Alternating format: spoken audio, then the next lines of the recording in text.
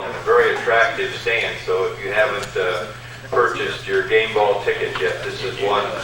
Not only do you get a beautiful game ball and a beautiful stand, but it's a beautiful win over Canton McKinley. So let's give these guys a very big round of applause.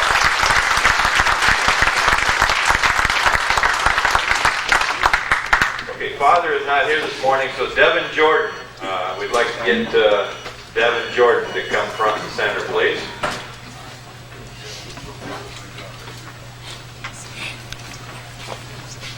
Before we bless the food, I want to remind you guys that we have 12 freshmen sideliners that have done a great job. They stayed out after their season was over to get some experience and to help us out, help us prepare throughout the course of the playoffs. They've done an outstanding job. But let's show them, how to prepare for a varsity football game at playoff time, so that they're ready to do the same thing for the next 3 years. Right? We'll do a good job preparing for them so they know how it's supposed to be, how we get mentally prepared and focused for this game. All right, Devin. Please bow your heads. Dear Heavenly Father, thank you for this day. Please bless this food in the hands that have prepared it. I pray that you give us strength for us to play a great game tonight. In Jesus' name I pray. Amen. Amen. Your boy Sean sound real motivated. Hey, Ron. Put it up.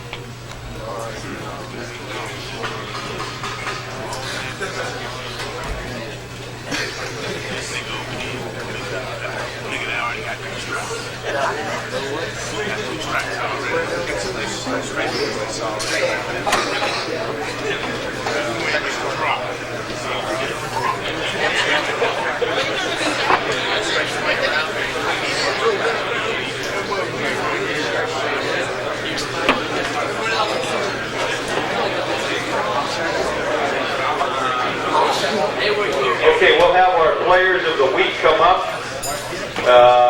If my information is correct, we need Reggie McCullough, offensive line.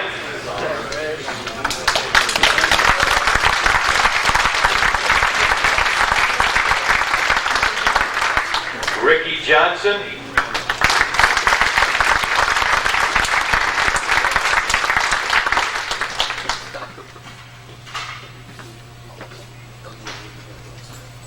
Brandon Fogel, the conductor. Conductor's hat, second week in a row. Max Schaefer.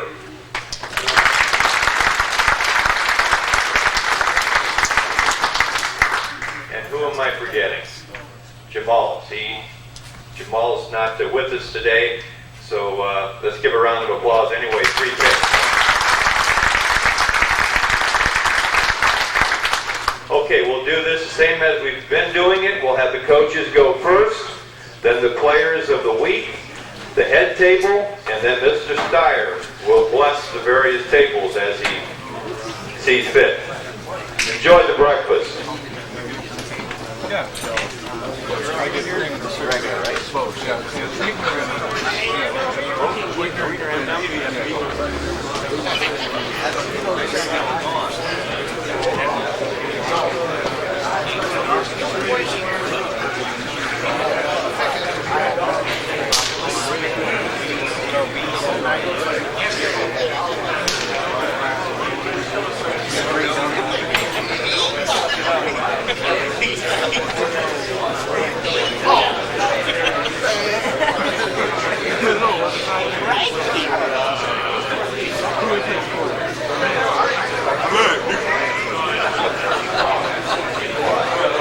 Those of you that are waiting, we have just 2 tickets left on this Go Tigers video. Anybody interested? $2 a ticket.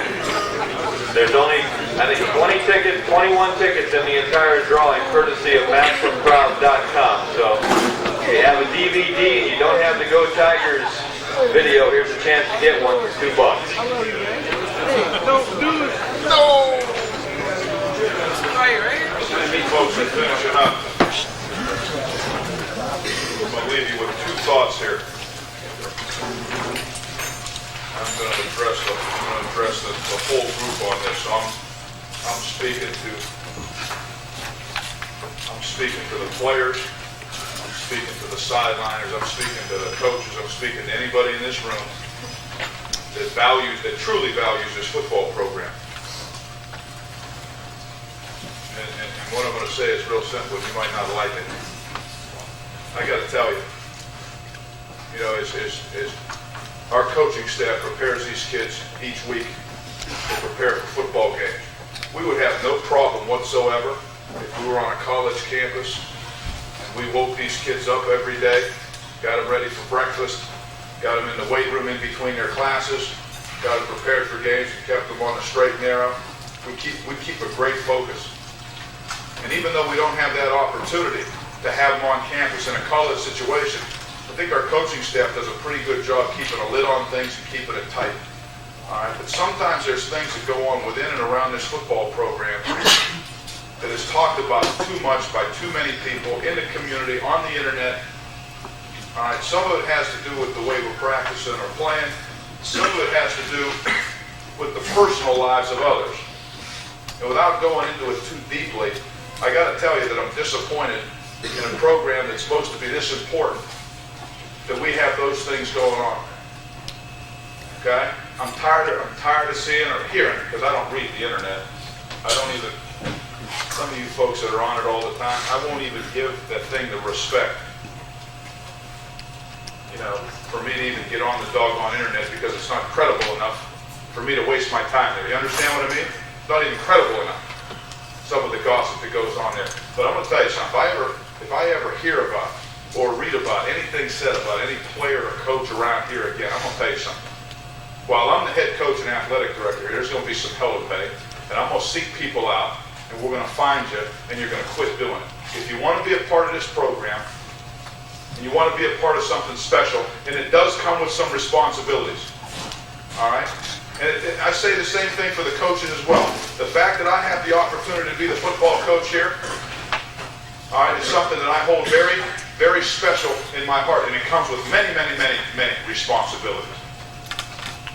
But because I want to be here, I accept those responsibilities. Okay? We want to be a part of this program, and you're a true and loyal supporter, and I mean that. I'd like to have all of the people in this community in our winner's manual so that they can talk about loyalty and things like that as well, like we do as players.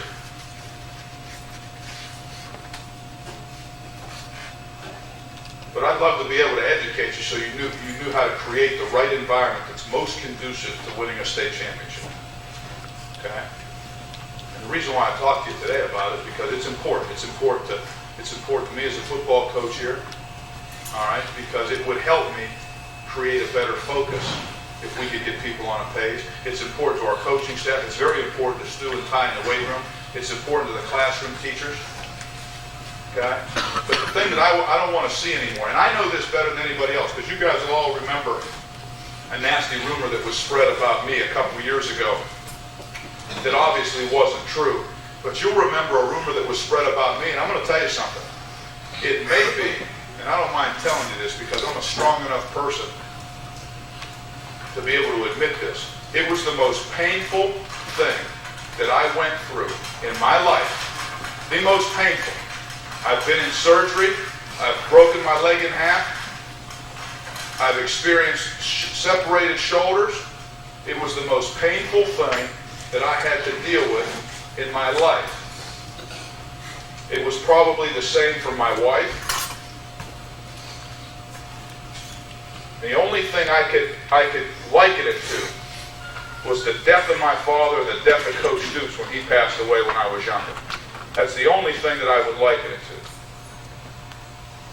And I want you to know, ladies and gentlemen, I'm telling you what.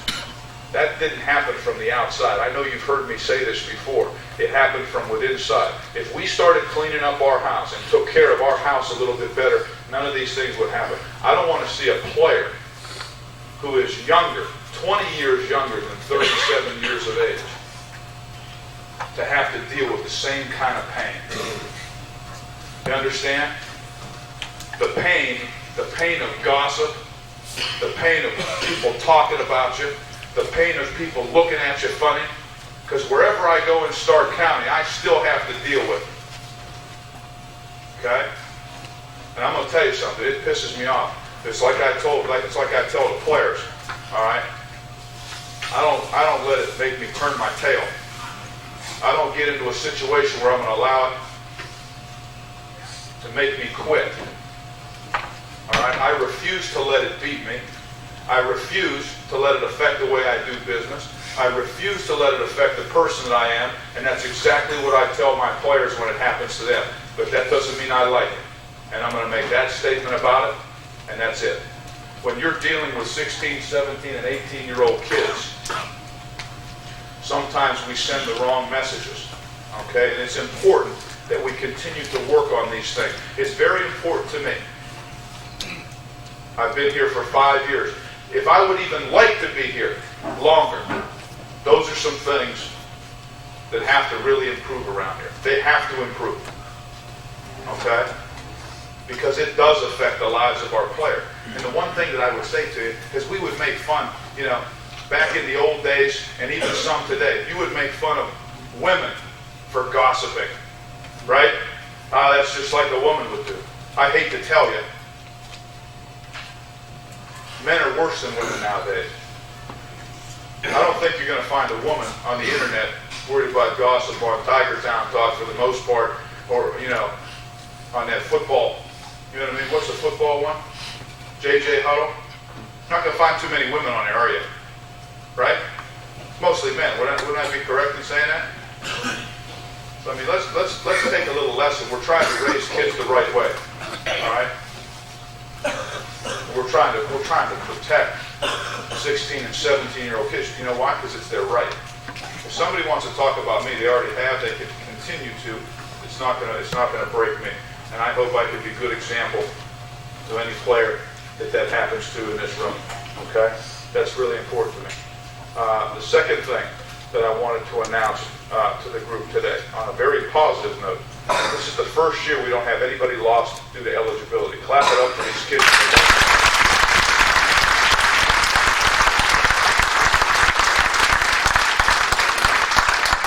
Paul Salvino said that, you know, every year that he was on the football team in Massillon, there was always 5 or 6 kids lost due to eligibility. And I'll tell you what, it may have taken us 5 years to establish this philosophy, but boy, would it be nice to see that be a consistent thing, to never have to worry about anybody due to eligibility, and to start seeing some of those grades get to where they need to be. That would be an awesome thing. That would be doing our job. You know what I mean? Forget the wins and losses. That would be doing our job. Third thing I want to mention to you is, you know, we may be losing a very special Tiger in this football program over the next couple weeks. A lot of you guys know Paul David. You know Coach David even better, Jeff David, right? His father's health is failing. We're probably looking at about 2 weeks max.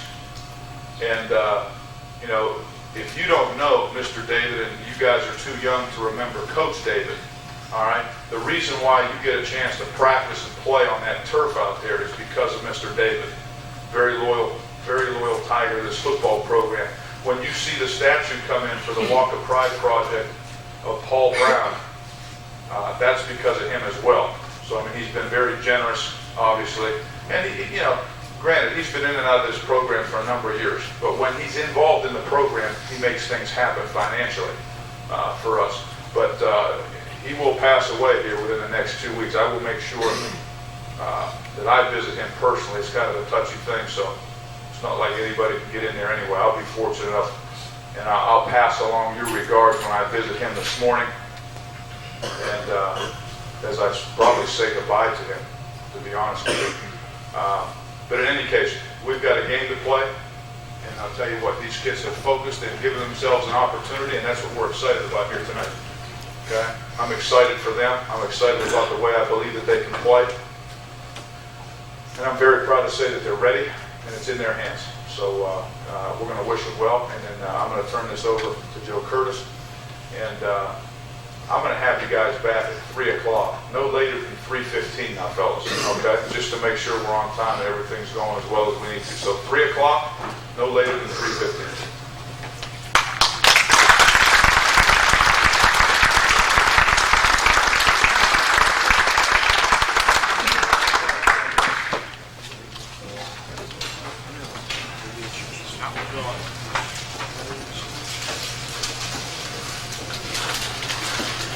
Okay, we've still got time.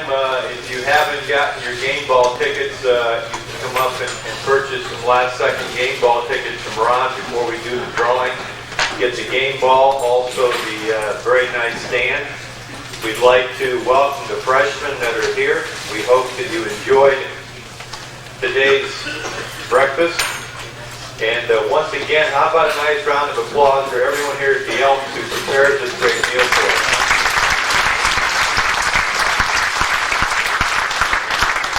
Now, to those of you who are new, the freshman players, we do make it a habit to try to help out the people here at the Elks. They prepare the food for us, they service the food, they clean up after, so we do ask that each and every person take their own trash and throw it into a trash barrel.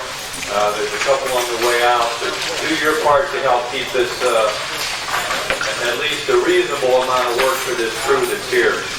Does so much for us. Before we break up, a couple of messages for the adult sideliners. First of all, after we win tonight, there will be another breakfast next week, so as to save Bobby Hollander and Ron and myself some telephone calls, it will be next Saturday. After the big win tonight, we'll have breakfast next Saturday right here at 10:30 once again. That will be a ritual throughout the playoffs all the way through. Every Saturday, 10:30, right here at the Elks. Also, for the adult sideliners, our Sunday night activity went so well that we will repeat that, so there will be no telephone calls as far as the Sunday night get-together that we have to the adult sideliners at Elam's, and that will be, I presume, the same time, 6 to 8. So again, that's following our win tonight, getting ready for the game next week. So those two announcements, if you have any questions, stop up and see either Ron or myself. But the Sunday night adult activity for sideliners, 6 to 8 Elam's, and then breakfast next Saturday again from 10:30. We'll do the game ball first, and then we'll do the stay here because we want to do the Go Tigers video as well.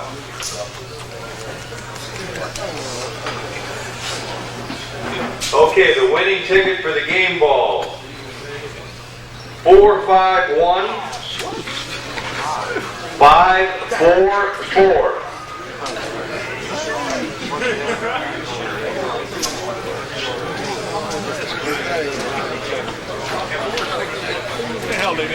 Kevin Smith drew the winning ticket, 451544. Who has the number?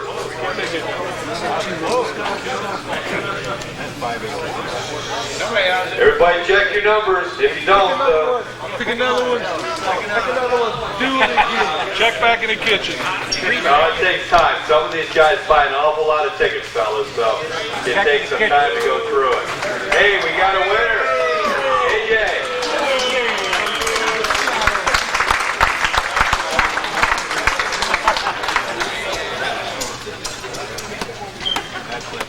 Congratulations, AJ. Now, Mr. Steyer will dump the tickets, and then we'll put the Go Tiger video tickets in and make the drawing for the video. Before I do that, I'd like to echo something that Coach Shepard said, though. This video is courtesy of MassillonProud.com. And the one thing that they do try to do, and they tried this after the unfortunate situation with Coach Evans. I know I get on and read it. I know other people who do post on it, but we have some of those who are active here in our club, and they do everything in their power to keep that site positive. But I'm going to tell you what, I did get on a couple of the other sites that Coach Evans alluded to, Yappy and JJ Huddle, and I tell you, we don't do ourselves proud on there at all, fellas. We should ignore what they say about us. We should have more class than that. Now, they will not permit that on MassillonProud.com. They will not allow that type of posting. Ever since the Coach Shepard situation, they have really clamped down on it. And my congratulations to those people. They try to run a very positive site. For the last 2 weeks, they would not accept anything with any negativism whatsoever. They just wipe it out. But that's not true of Yappy and JJ Huddle. Those sites are strictly sensational type sites. They dwell on that. And it really hurts me when I see our people getting on there and talking back to them. We should do our talking on the football field and just let them yap away all they want to.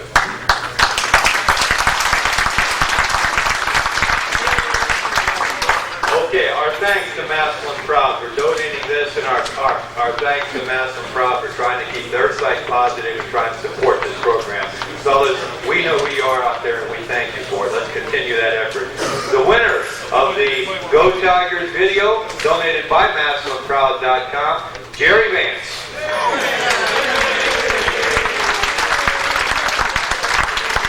Good luck, Tigers. Beat over. Not out of it. Good luck, Chief.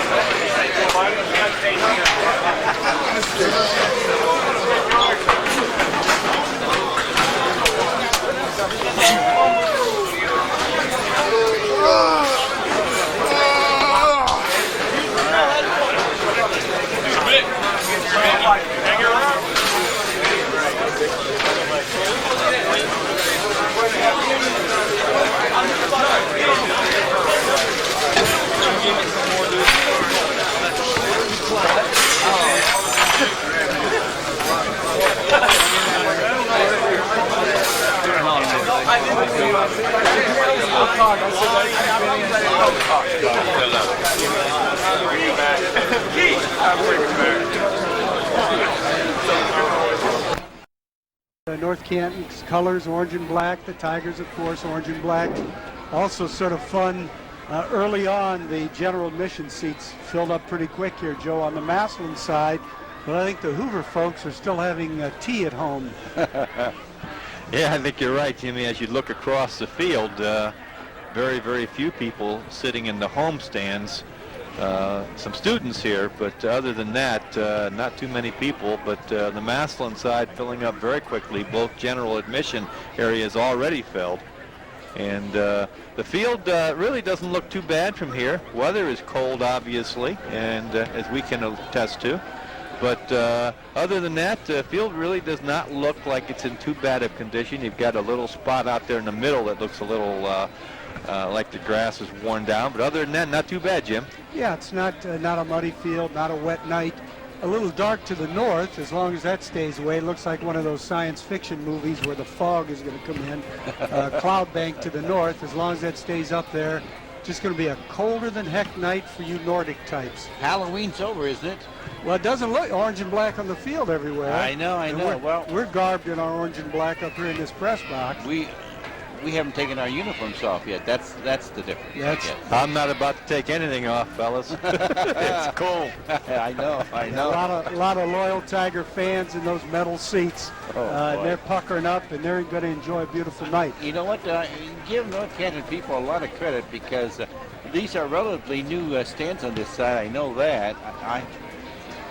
I just haven't been here before, but I know these are relatively new. But they look pretty nice. They put in this new press box area over here, and a nice big long press box. And I wish they would have heated it, but can't have everything, I guess. Plenty of hot air by the end of the evening. As our fans that don't know, you're right, Bill. These are new stands that they put in on this side, not large, but they're metal and new. And on the home side, across the way, at either end, there are new stands. They're general admission section. The middle of the stadium on the far side, just to give you people at home a little picture of the home stands over there. Looks like the fairgrounds. You know, it looks like an old fairgrounds. You expect Dan Patch to win the little brown jug here a little later in the evening. Yeah, it might be at halftime.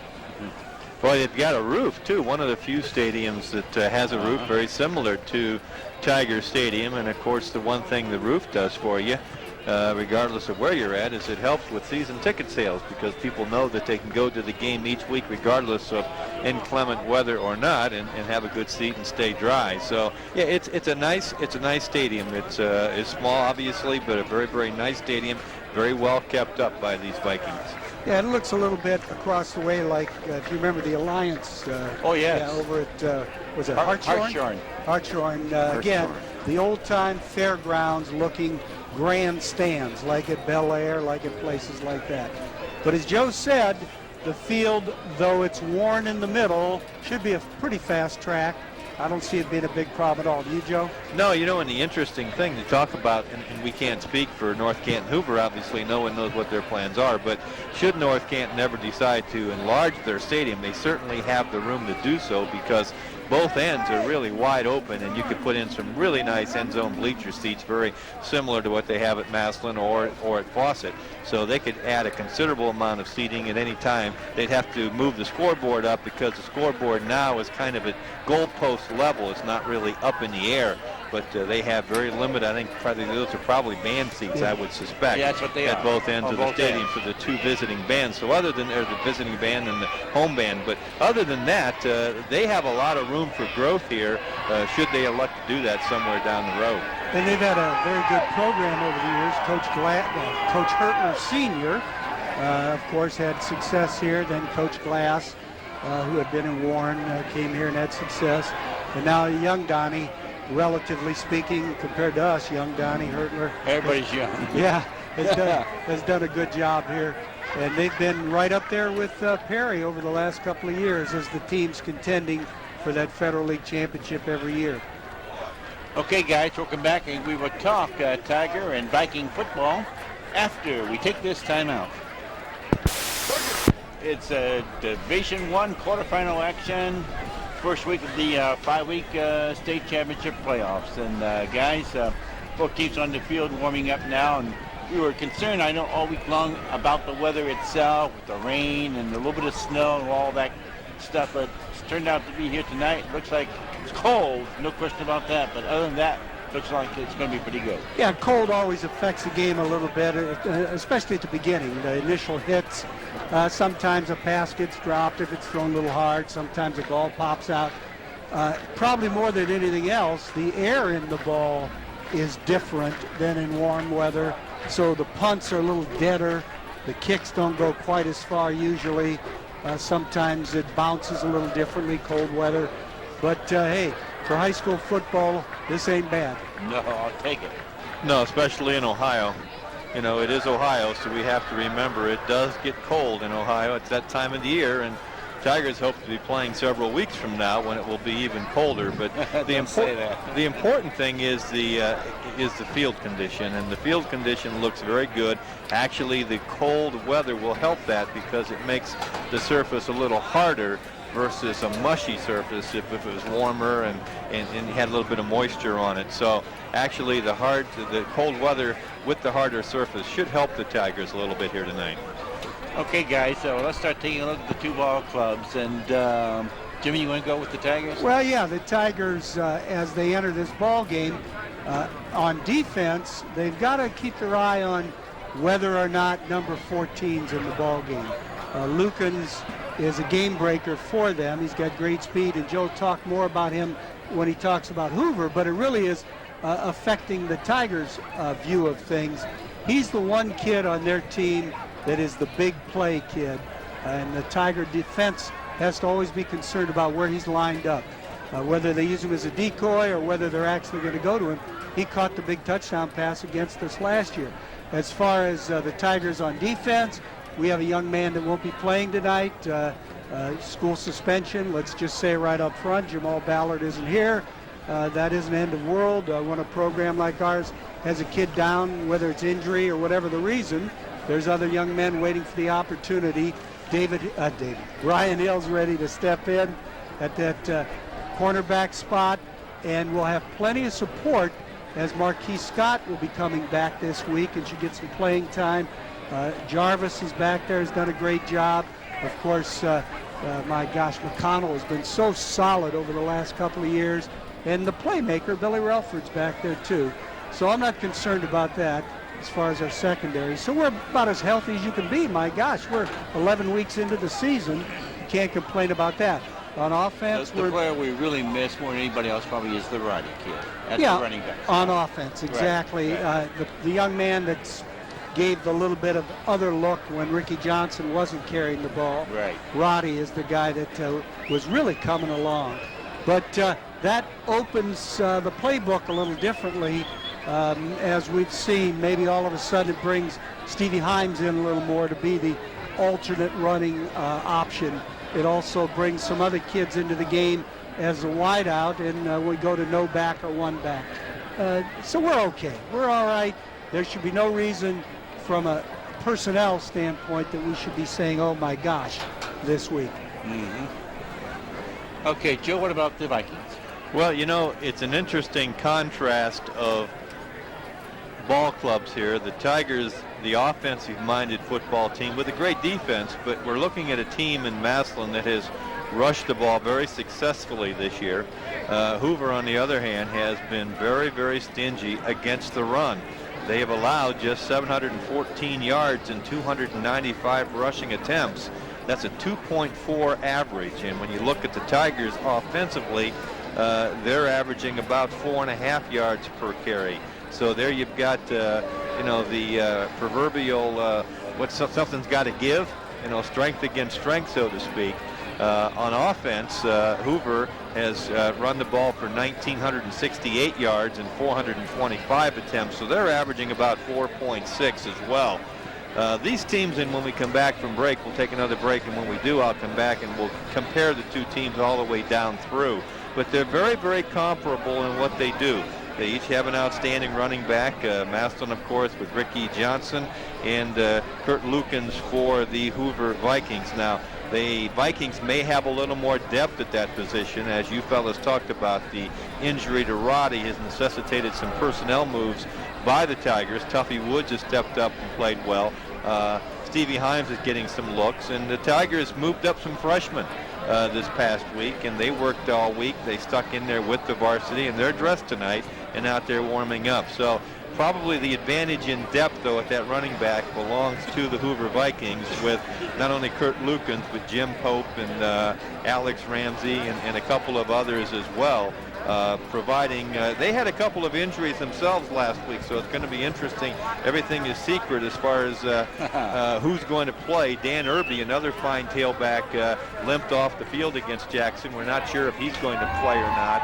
And Manucelis, their leading receiver, 22 receptions, 317 yards and 4 touchdowns, also may not play.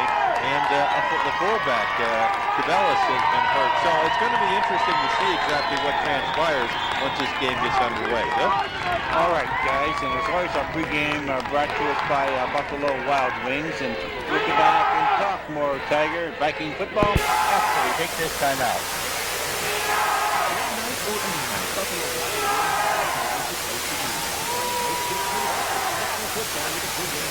Or celebrate a victory afterward. On Saturday, watch your favorite college team on their big summer screen. And spend Sunday enjoying every NFL game on NFL Pickup. If you're going to the game, you'll want to take their award-winning Buffalo Wings for Wood Tailgate Party. Buffalo Wild Wings in downtown Massillon, home of the Massillon area Brown Factory. Buffalo Wild Wings, game night or any night. Mortgage rates are at a 40-year low. Don't miss out on this incredible opportunity to refinance your home with Unilend of Massillon. Refinance now and don't make a payment until January 2003. Save hundreds more by consolidating your debt and don't make a payment until January 2003 with Unilend of Massillon. Refinancing, debt consolidation, no money down home loan. Just a few of the reasons to visit Unilend of Massillon. Don't wait. Act now and free up cash in time for the holidays. Unilend of Massillon, 330-832-2543. Kid's got a nice arm. 832-2543. Unilend of Massillon, your number one choice in lending. Unilend of Massillon, your number one choice in lending. Always on the go, on a mobile phone that suits your personal or business needs. Call Ventura Wireless in Massillon at 330-837-7354. Right now, Ventura Wireless is offering 5,300 minutes per month for only $29.95. Plus, you will receive a free phone, another case, at a free car purchase. That's for only $29.95. Visit Ventura Wireless in Canton, or Canton, and in Tigertown between First Merit and McDonald's downtown. Call 330-832-7354. Home Appliance Company, the only place to buy.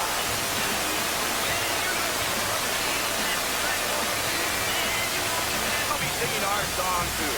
Home Appliance Company, we are the only place to buy. The only place to buy. Home Appliance Company. Here comes the Tiger Swing Band. Back them up.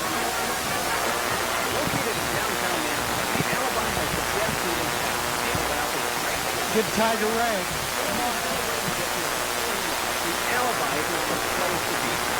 Strain my ears to hear this powerful WPIG radio. It's great for some fun in Alabama, where the real sports fan loves to hang out.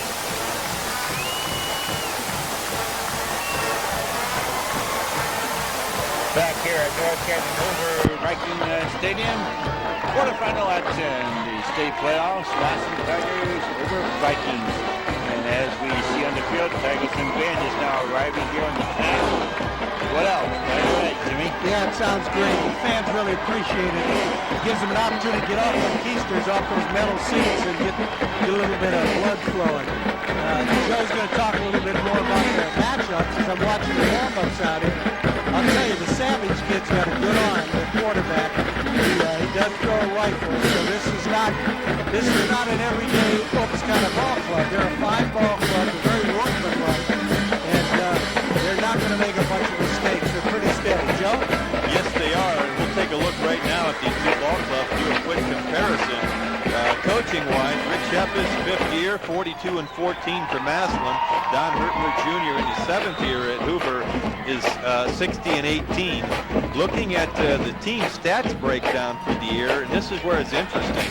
Points scored average, Massillon averaging about 46.9, North Canton Hoover 27.1.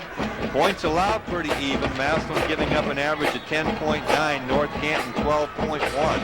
Yards rushing, Massillon's average 269, North Canton 197.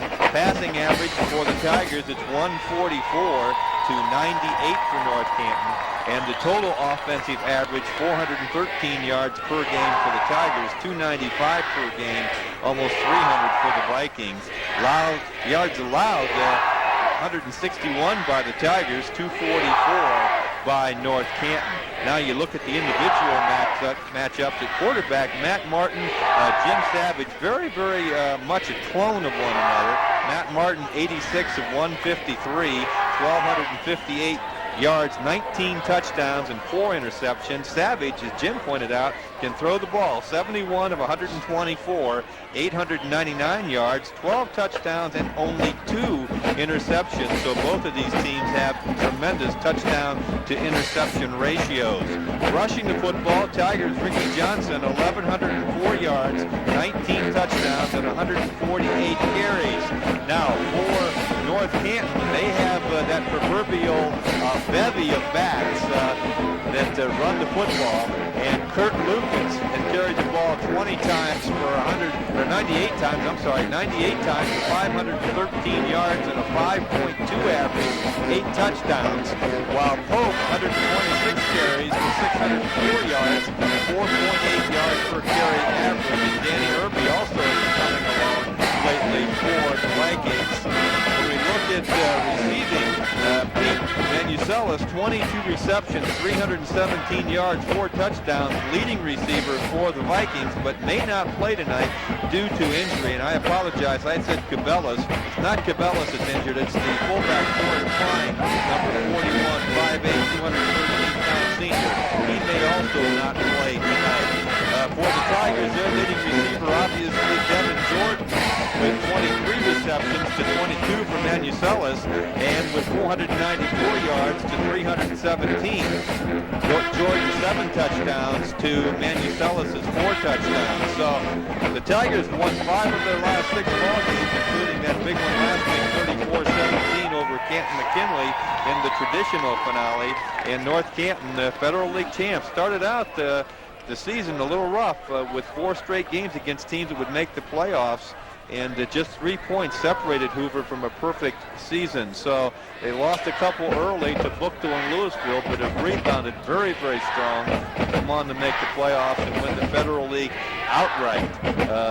They've qualified for, the 5th or 6th consecutive time in the playoffs, and of course Massillon qualifying for the 4th time in Rick Shepard's 5 years. So there's a brief rundown as far as comparing the 2 ball clubs. Bill?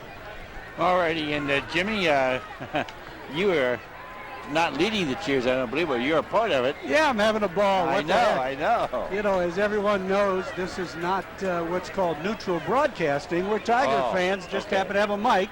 And that Tiger Swing Band doing a great job down there trying to keep the fans warm and let the young Tigers on the field know that they may be at a visiting stadium, but they're not away from home. No, not at all.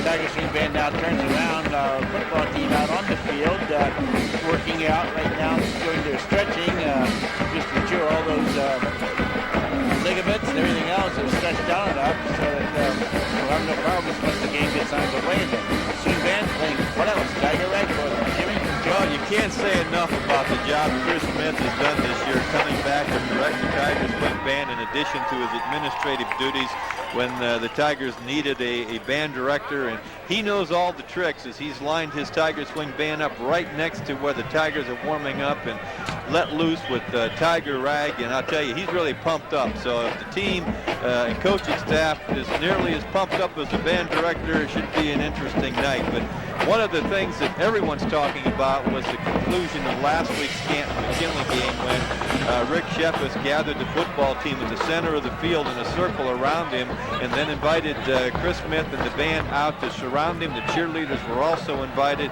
and the band played and everyone sang the alma mater, and what a touching sight it was to see that great display of unity by what combines to make up the greatest show in high school football. Bill?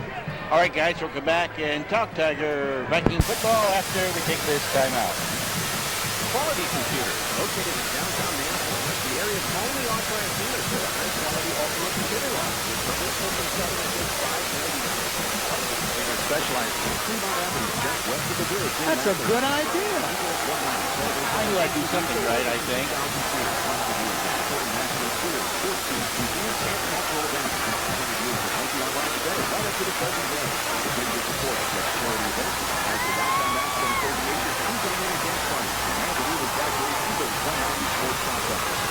Number 190, celebrating 100 years of service. And to the Eagles number 190, still serving after all these years. To us, we underestimate the power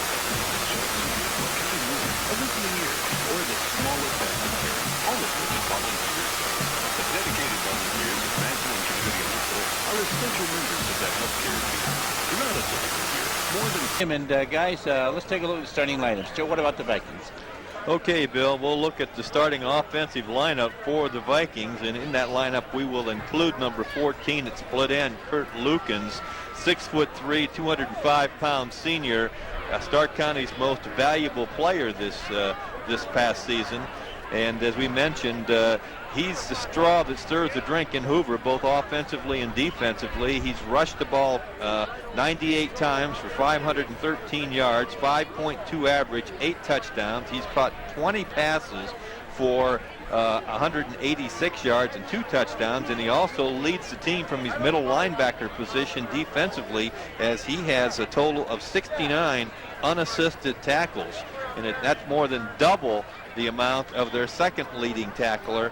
So this is a young man who is a very important player for North Canton Hoover. He has 10 tackles for a loss and 26 tackle assists to go along with the 69 unassisted tackle. Kurt Lukens, number 14, at the split end and also middle linebacker. When he's not playing split end, Pete Manuselis, if he's able to go, 6'2", 179, senior, number 4, 22 catches, 317 yards, 4 touchdowns will be in there. Or number 20, a young man who's really come on strong for them, Jim Cluxton. He's 5'11", 155, and a senior. The left tackle, Joe Shadle, second team All-Federal League, number 54, 6'2", 320 pounds, a senior. The left guard is Mark Rose, 6 foot, 196, a junior, wearing number 60. The center is number 57, Sean Kidder, second team All-Federal League, 5'11", 190, and a senior.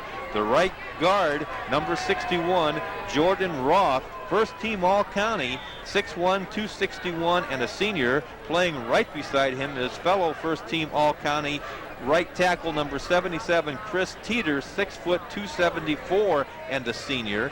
Number 88 at the end position is Steve Spalding, a second team All-Federal League player, 6'3", 222 and a senior. The quarterback number 16, Jim Savage, 6'1", 182, a senior, 71 of 124 for 900 yards, 12 touchdowns, 2 interceptions. The wide receiver number 5, Eric Kubalis, 5'11", 160 and a senior.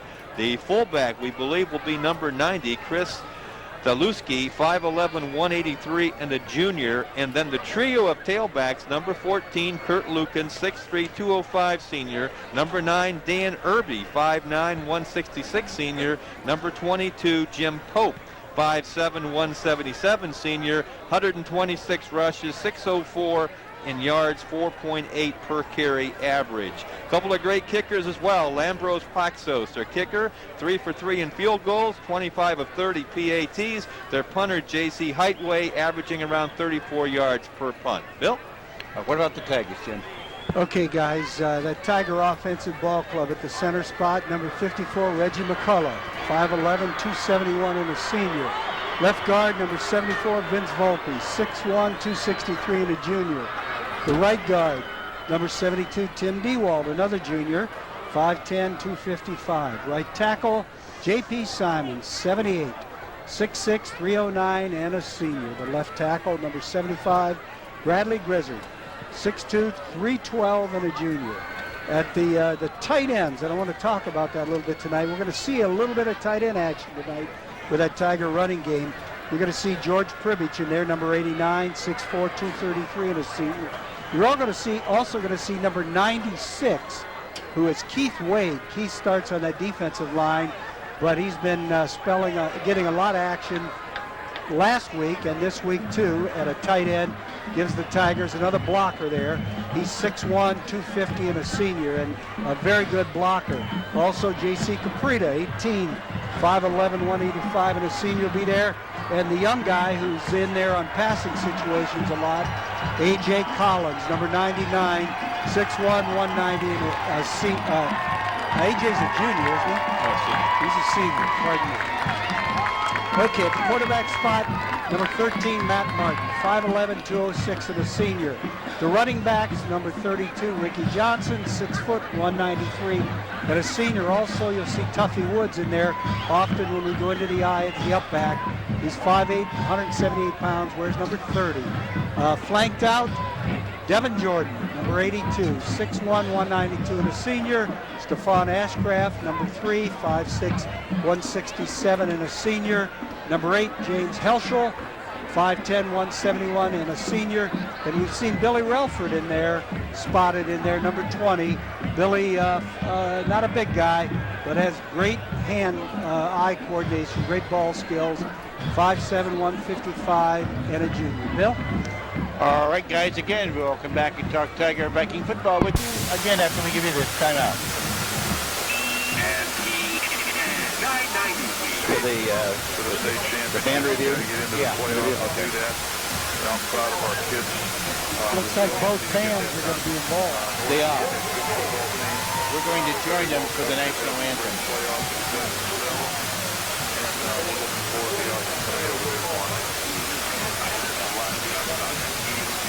Everything else and all that, but hey, it's the both teams.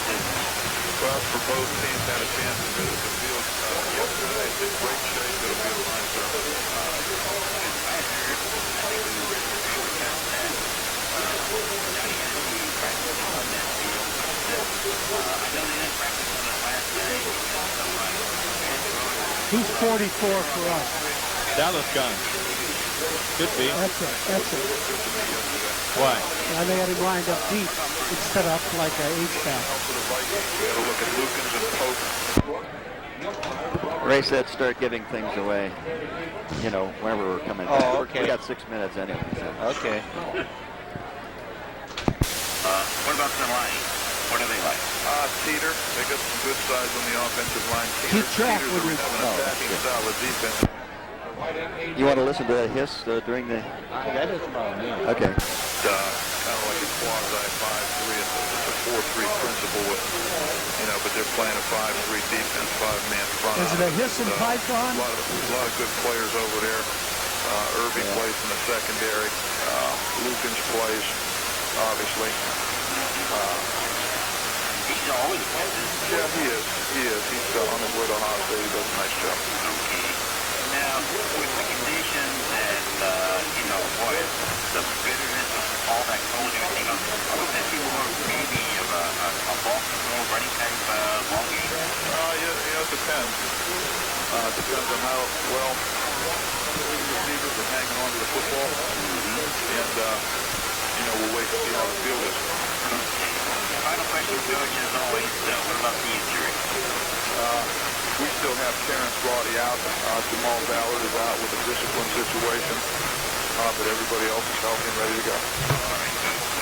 Good luck, man. All right, thanks. ESPN 990, the countywide leader in sports.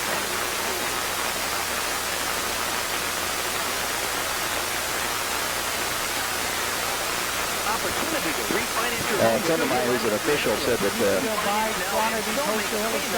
January 2003. Yeah. You should get this kind of stuff maybe for the team. They've got those things that they put behind their back, like Helser's got. Yeah. They slip these in them to warm them up. Just a few of the reasons to visit Uniland of Massillon. That's the missing link. Watch with the coin toss. Coin toss. For the holidays, Uniland of Massillon, 330-832-2543. That's 832-2543. Uniland of Massillon, your number one choice in lending. Uniland of Massillon, your number one choice in lending. Two words come to mind when thinking of Massillon Tigers. We're going to have to stand up. Since 1958, the Massillon School Employees Credit Union has sought to build the same tradition of excellence. And now in 2002, another two words come to mind. Two locations, including their beautiful brand new location in the Whale Square Shopping Center. And two more words come to mind. Surcharge-free, as in surcharge-free ATMs in both locations. The Massillon School Employees Credit Union, upholding the tradition of excellence in two locations. Keep your dial tuned to the Hall of Fame region's only all-sports station.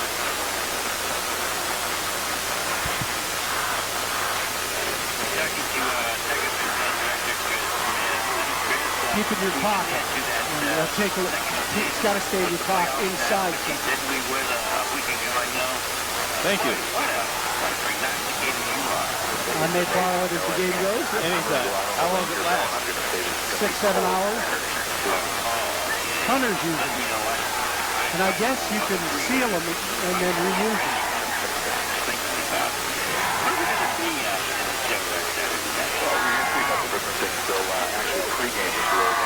How long till we come back? About a minute and a half. they have the toss yet. We're going to combine the bands. There it is. We're each going to play a alma mater, and then we're actually going to play a Massillon won the toss. So that'll be a real nice thing. And I've known Ron for a number of years in our programs. We trade off performances at band reviews. So I bet we elected the receiver. Relationship with their band. We did. At halftime, then we're going to come back with a show that again combines some of the things from this year. Yep. We'll be opening up with So I love that. Fun, which we'll probably be ready to use a little bit of Saturday night, and then we're going to go into It Don't Mean a Thing If It Ain't Got No Swing, and I think that's kind of been our theme song for the year. Hey, interesting theory. And we're going to do Wipeout.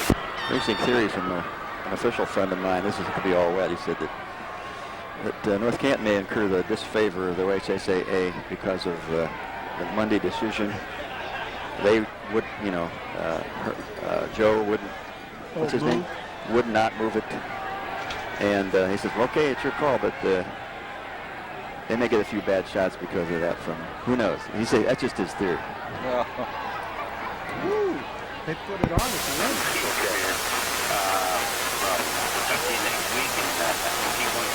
That would be great, Bill. I appreciate it. Thank you. ESPN 990, the countywide leader in sports.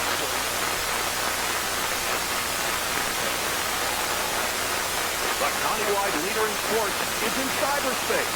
Check us out on the web by logging on to ESPN 990.com. Good night, Buffalo Wild Wings and Netball is the place to be. Get up for high school football every day. We're celebrating 58 customers. On Saturday, watch the game on the 6 Center Screen. And Sunday enjoying every NFL game on NFL Ticket. Features only. You'll watch a great award-winning Buffalo Wings and world record. If we'd had that many in the Warren punt, they might not have scored. Game has been over. Man. When you need to Bad see a coaching. doctor fast, if your doctor is unavailable, turn to Mercy Stack Care for prompt, convenient medical care. Mercy Stack Care is located on Fulton Road, just west of Wales Road. And we're open 9 a.m. to 9 p.m. Monday through Friday, and 9 a.m. to 5 p.m. on Saturday and Sunday.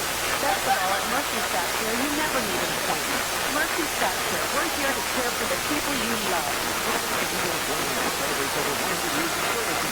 I would suspect after the game we'll get right on the bus and go straight back to the stadium, probably shower and change over there.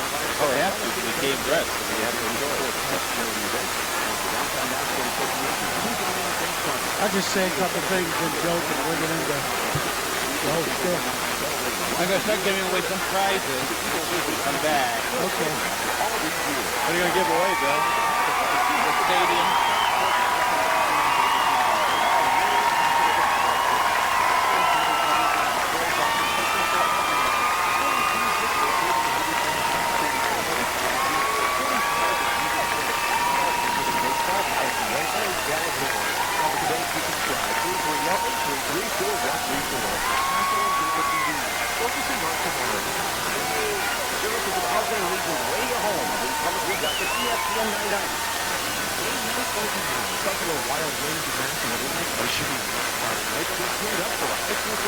Are they smoking pot?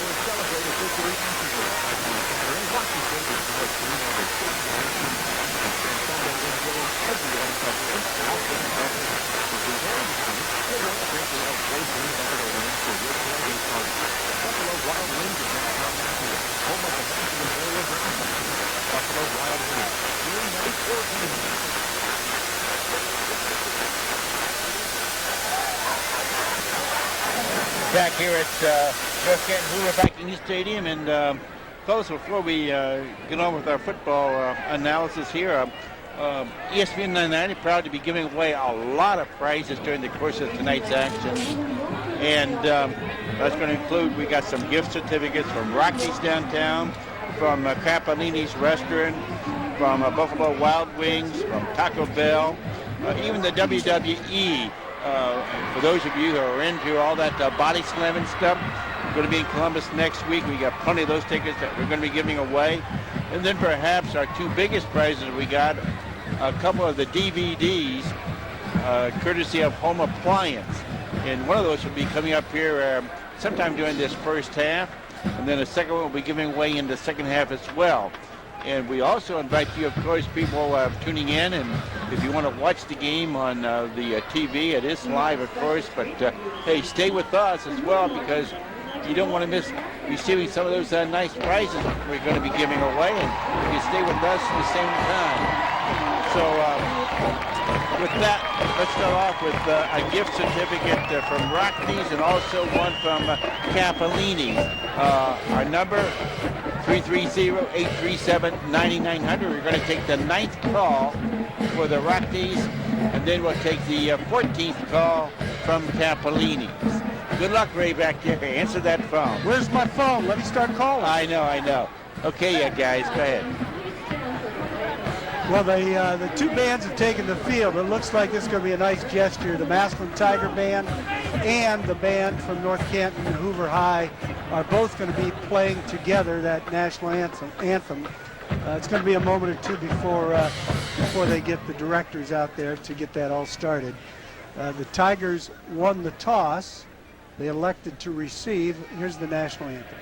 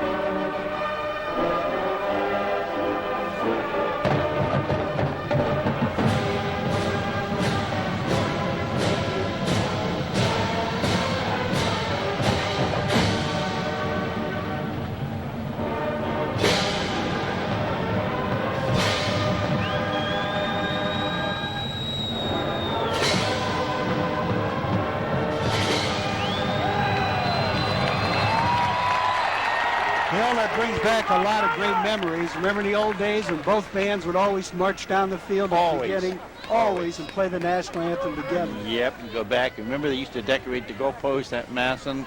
Half of it was orange and black, and the other half was with the school colors of the team that the Tigers were playing that night. Yep. And boy, that does go back. Now they're going alma maters. Western High School alma mater.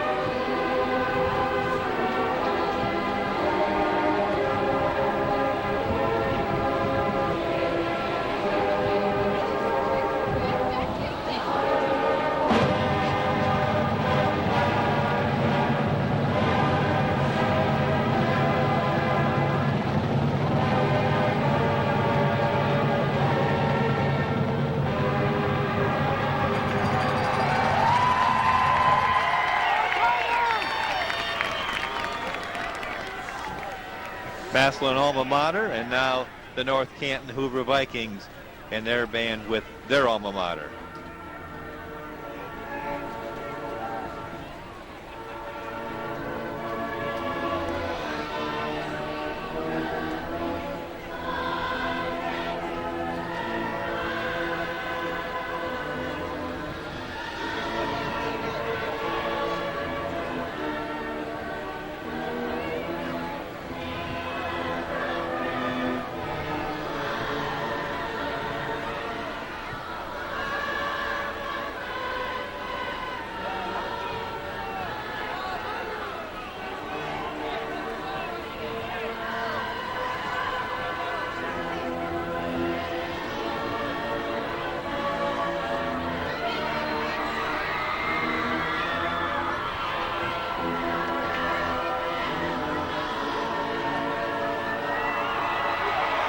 All right, playing at the North Canton Hoover Viking alma mater, and guys, we'll come back and we'll get this game underway after we give you this final timeout.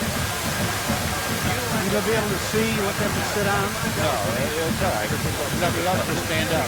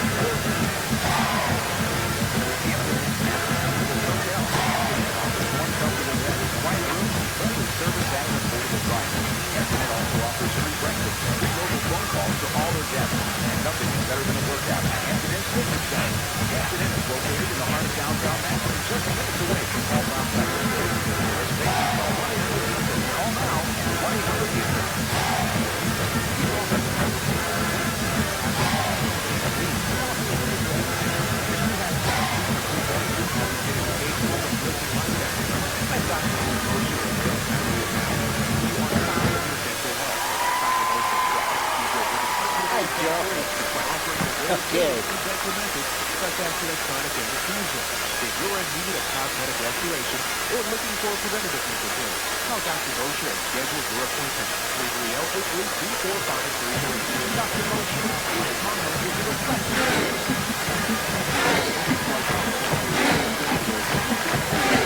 a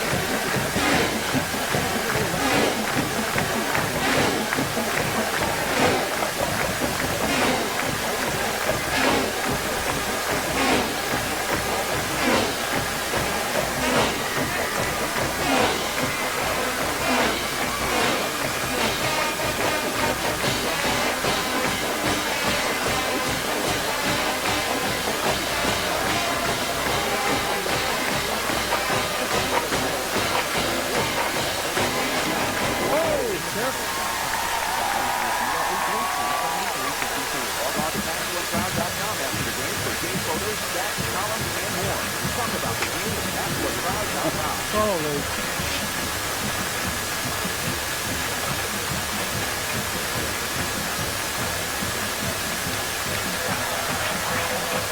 Back here at North Canton Hoover Viking Stadium, and national anthems are completed with. Alma maters are completed with. Now we wait the teams. Yeah, it was a great gesture, the two bands playing together out there. Tigers won the toss, and this will make my brother Al happy, elected to receive, which is not the norm nowadays. And I know some of you are going to be turning on those TV sets to watch the video, but turn off the audio on that TV and just turn up our volume a little bit. Enjoy the hometown look at this game. At least you can watch the pictures, but hear what's really going on from a Massillon perspective. And I know a lot of those fans that were unable to make it for a variety of reasons. We'll try to do the best job we can with our orange shaded glasses, Bill, Okay, trying to let them feel like they're here.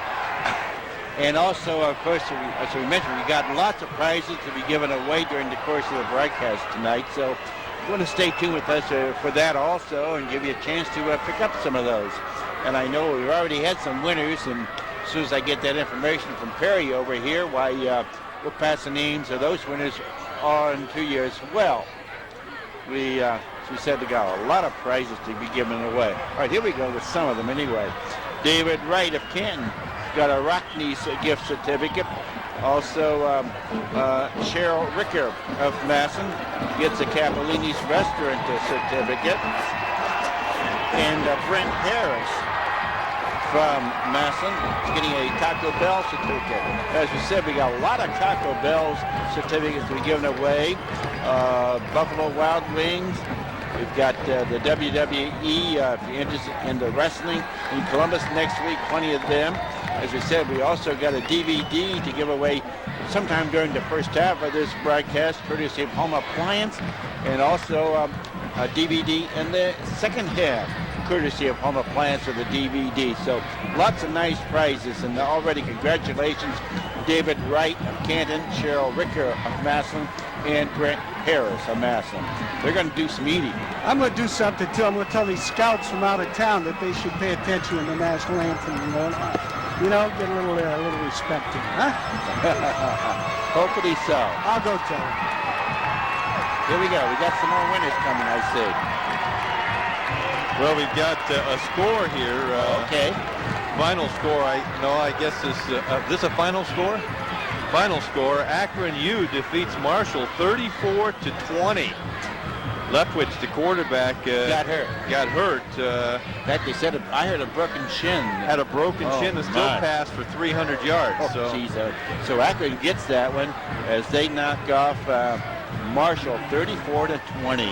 A big win for Akron U today as they knock off Marshall 34-20. Bill, that's the other thing we might talk about. It's our intent throughout the course. Leftwich, I understand he broke his shin. 34-20, that's the final. He broke his shin, but he came back and still played in the second half. Oh, is that right? He played. He passed for 300 yards. Wait a second. No. That's what Ray said. Well, he might have played. I doubt he could back and play, though. He probably had that before he broke it.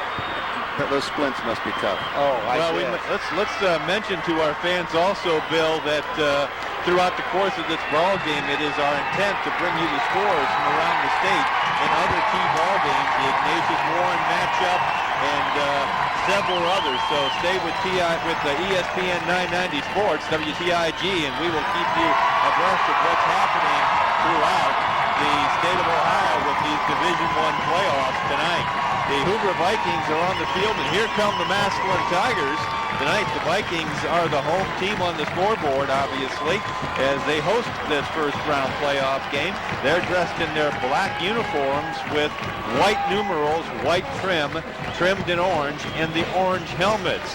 The Tigers tonight dressed in their road orange uniforms, all orange, with the white numerals, black trim, and the black helmets with the OB on the side and the tribute to Eric Taylor on the other side. So the Tigers in all orange, the Vikings in all black, with the exception of the helmets, and they're just reversed. Hoover in the orange helmets, the Tigers in the black helmets. And the officials are gathered at the center of the field. Again, the field condition not bad at all. We'll see how it holds up as this game progresses. But right now, it's a little worn in the center. Other than that, not bad at all. Did want to mention, we said the DVD from Home Appliance, that's a DVD player. Whoa! That's a DVD player we're going to be giving away here in the first half sometime, and also in the second half, courtesy of Home Appliance. I hope all my relatives call. I need one. Okay, well, I don't have one, but I know they're very, very nice and a little expensive. I don't know any idea what they do now? I don't know. They can go for somewhere around $150 to $200, something like that. Tigers taking the field, the Massillon fans right in front of us. Tigers will be receiving. Hoover will be kicking off. Massillon will be moving left to right along your radio dial in this first quarter. And it should be, I would presume, Flaxos getting ready to kick off for the Vikings. Their kicker, Lambros Paxos, number 99. And he's a good one. So we're just a few seconds away from action. Again, Tigers moving left to right along your radio dial.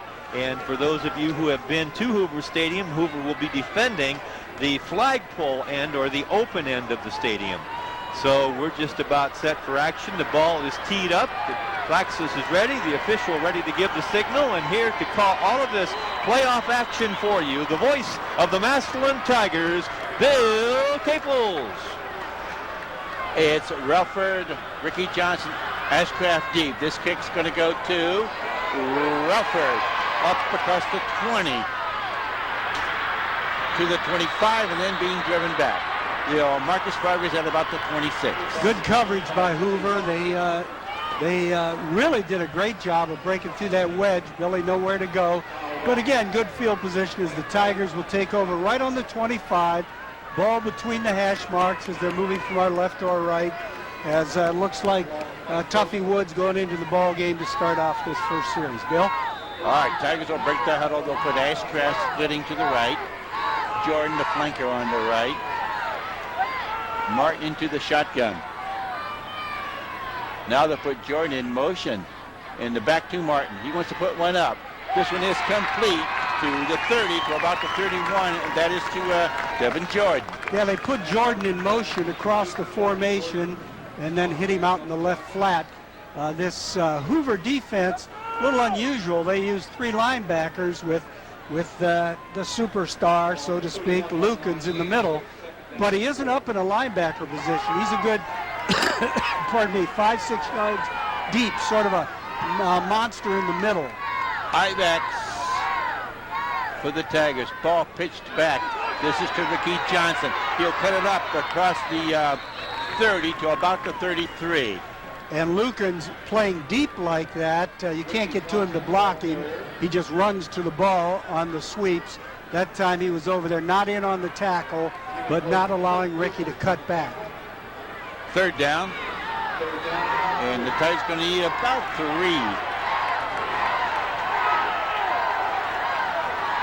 Ashcraft's going to split to the left side. 8 men up tight with Hoover. Martin under that center. Fumbles the ball. Now keeps it himself. And he's not going to get the first down. Gets him maybe a yard, but that's it. Oh, boy. Fumbled that snap. Yep, and that you cannot afford to do. And one of our linemen's talking to the officials. Maybe there was a little false cadence on the defensive side. That happens in games, as we know. And the snap came a count too early. Now it's Tigers punting. Schaefer deep.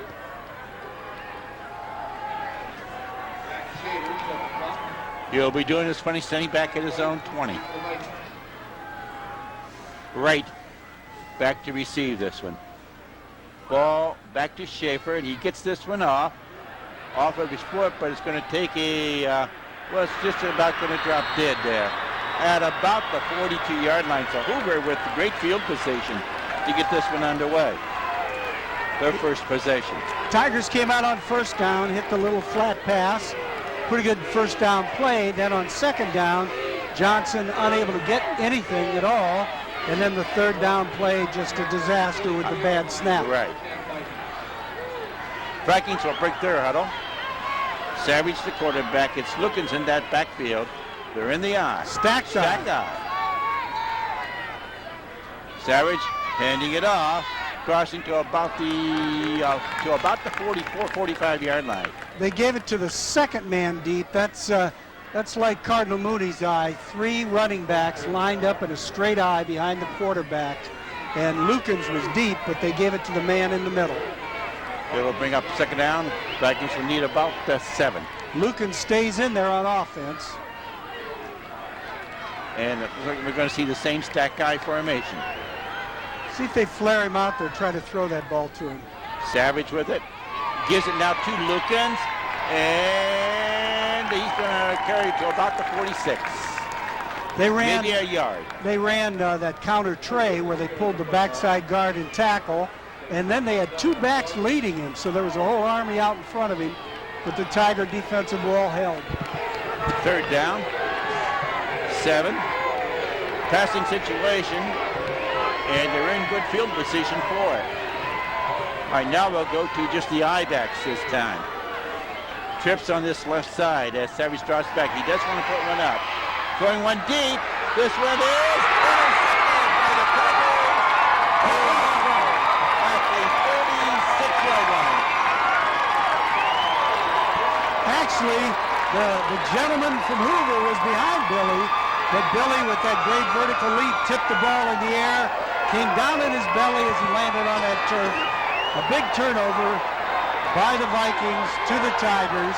Tigers have that ball on their 36 on the near hash mark, near their visiting home fans. How about that? All right, Tigers now with Trips on the left side. They'll put Jordan in motion. Now we got a flag. Yeah, there was a formation mess up. And Relford goes into the ball game on offense. Play was, again, not really structured well, let's put it that way, from the start. Tigers penalized 5 yards. That will move it back now to about the 31-yard line. First down and 15. Well, with Relford in the slot on the left, and here Jordan we go. in motion. Jordan in motion. Ball snapped back to Martin. Wants to put one up. This one incomplete. Meant for Heschel.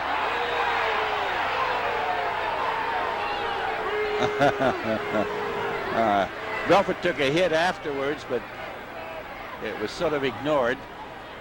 As I was saying, Bill, they had Relford in there in the left slot, and they brought Jordan from the right slot in motion, really overloaded that left side. Hoover did a good job, though. They're trying to hit the little drag pattern to Relford over the middle. Second down, 15. Jordan this time splits to the right side. Ball out to Martin as he drops back. Those screen's going to be complete. This is to Woods across to the midfield line for about the 49. A Tiger first down. Sort of an all screen. Both Woods and Johnson set up screens, one on the right, one on the left. That time they flipped it over to Woods and picked up a big gain. First and 10. That's the first down of the ball game. Ball just across midfield. Jordan's going to split onto the right side. Ashcraft splits to the left. Relford out into the flanker spot. Martin back into the shotgun as Relford comes in motion. Ball back to Martin. This one's complete to Relford. He'll carry it to the 40. Guys, that was just short, I believe, of the first down. That was the mirror of the play that started the ball game. They put first play of the game. They put Jordan in motion, hit him in the flat. This time they brought Relford in motion, hit him in the flat. 7:40 to go, first quarter, no score. Tigers moving. Second down and less than 1. This time Heschel splits to the left side. Ashcraft flanks to the left. Jordan splits to the right. Martin back into the shotgun. Ball back to Martin. He'll give it to Ricky Johnson for the first down and 20 more. Cross it to about the 22-yard line. As the scouts from somewhere make a little mark on their paper in front of us. I imagine he's going to be Scioto. Well, Ricky hit that hole very, very quickly, straight ahead, and just sheer power kept those legs moving, took the ball all the way down to the Hoover 22-yard line. First and 10. Ashcraft's going to split on the left side. Hessel flanks to the left. Jordan splits to the right. It's Woods, Ricky Johnson in the backfield. Martin into the shotgun. Heschel comes in motion to the right. Ball back, giving it now to Woods. And he gets back to just about the line of scrimmage, and that's all. Good job by Hoover that time, not taking the fake at all. That little inside counter out of the shotgun. 6:40 to go, first quarter, no score. Into the ball game, Wade at a tight end spot for the Tigers. More of a power look now. Jordan splits on the left side along with Ashcraft. Martin into the shotgun. Ricky Johnson back there with them. He'll give on the delay now to Ricky Johnson. He slips and falls as they went to cut. So he gets to just about the line of scrimmage. Yeah, he's pounding his helmet. Yep. He missed the hole, so to speak. That he did. Third down, and we'll still make it 10. Well, after the big 18-yard run by Ricky Johnson over the right side, Woods gets nothing over the left side. Ricky gets nothing over the right side. Tigers looking at a 3rd and 10. 5:52 first quarter, no score. Trips now on that left side. Martin into the shotgun. Back to Martin, dropping back. Throwing distance complete to Ashcraft. He's going to have the first down as he fights forward to about the 8 or 9. Yeah, about the 8-yard line. We're not up real high here at Hoover It's hard Stadium. to see the yard line markers on this side once they get down there. Yeah, we're on the visitor's side, which is not a big stands, and they've got a full 8-lane track here, so we're away from the field a little bit, not up real high. First down, goal to go. Ball at about the 8. 5:25 mark, first quarter, no score. Timeout, Tigers. Tigers win a time. We'll take one as well. Back with that first down play after we give you this. Timeout.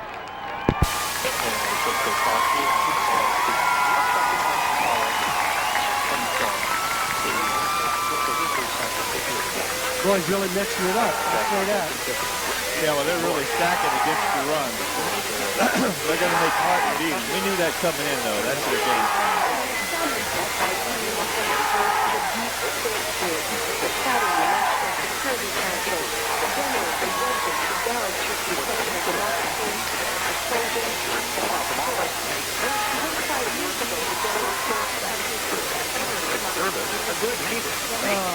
I didn't see the hole on Ricky when he tried to cut. Was there a hole inside that he missed? Or Yeah. what?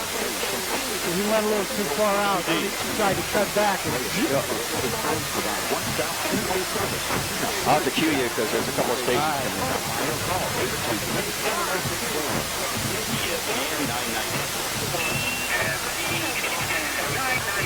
Join us on the internet by logging on to ESPN990.com. As we return to Hoover Viking Stadium, Tigers first down and goal to go. They had the ball at the Viking 8-yard line. Martin going up under that center. Tigers shifting out to the right side. Martin with the pitches to Ricky Johnson.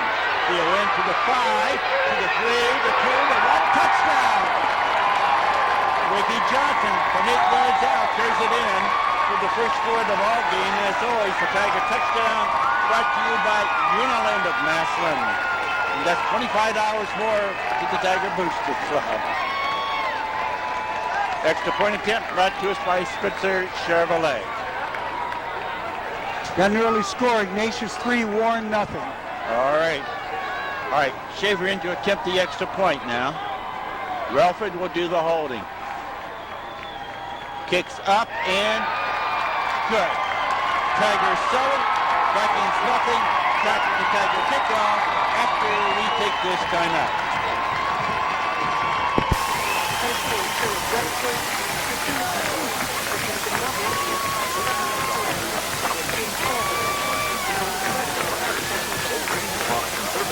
And the financial strength of the make those products and services work for you. So, for the financial assistance you need today and for the security you want tomorrow, make First Merit part of your routine. First Merit Bank. Banking, good service, a good neighbor. Make First Merit Bank your financial services company. Member FDIC. Catalini Apple Finance. Shelter and convenience at affordable price. Catalini Apple Ireland.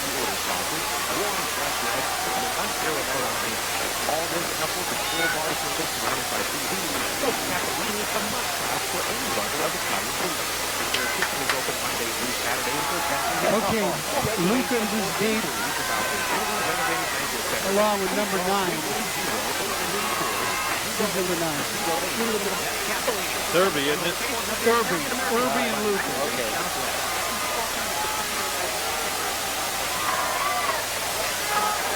Back here at Viking Stadium, Lukens, Irby deep for the Vikings. Schaefer will have the ball teed up at the 40.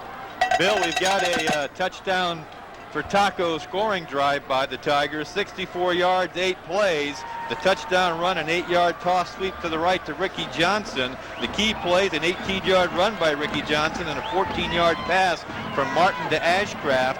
And the extra point kick by Schaefer is good at the 5:17 mark. Tigers jump out in front 7-0. As Schaefer approaches this kick. It's going to come up short at about the 20.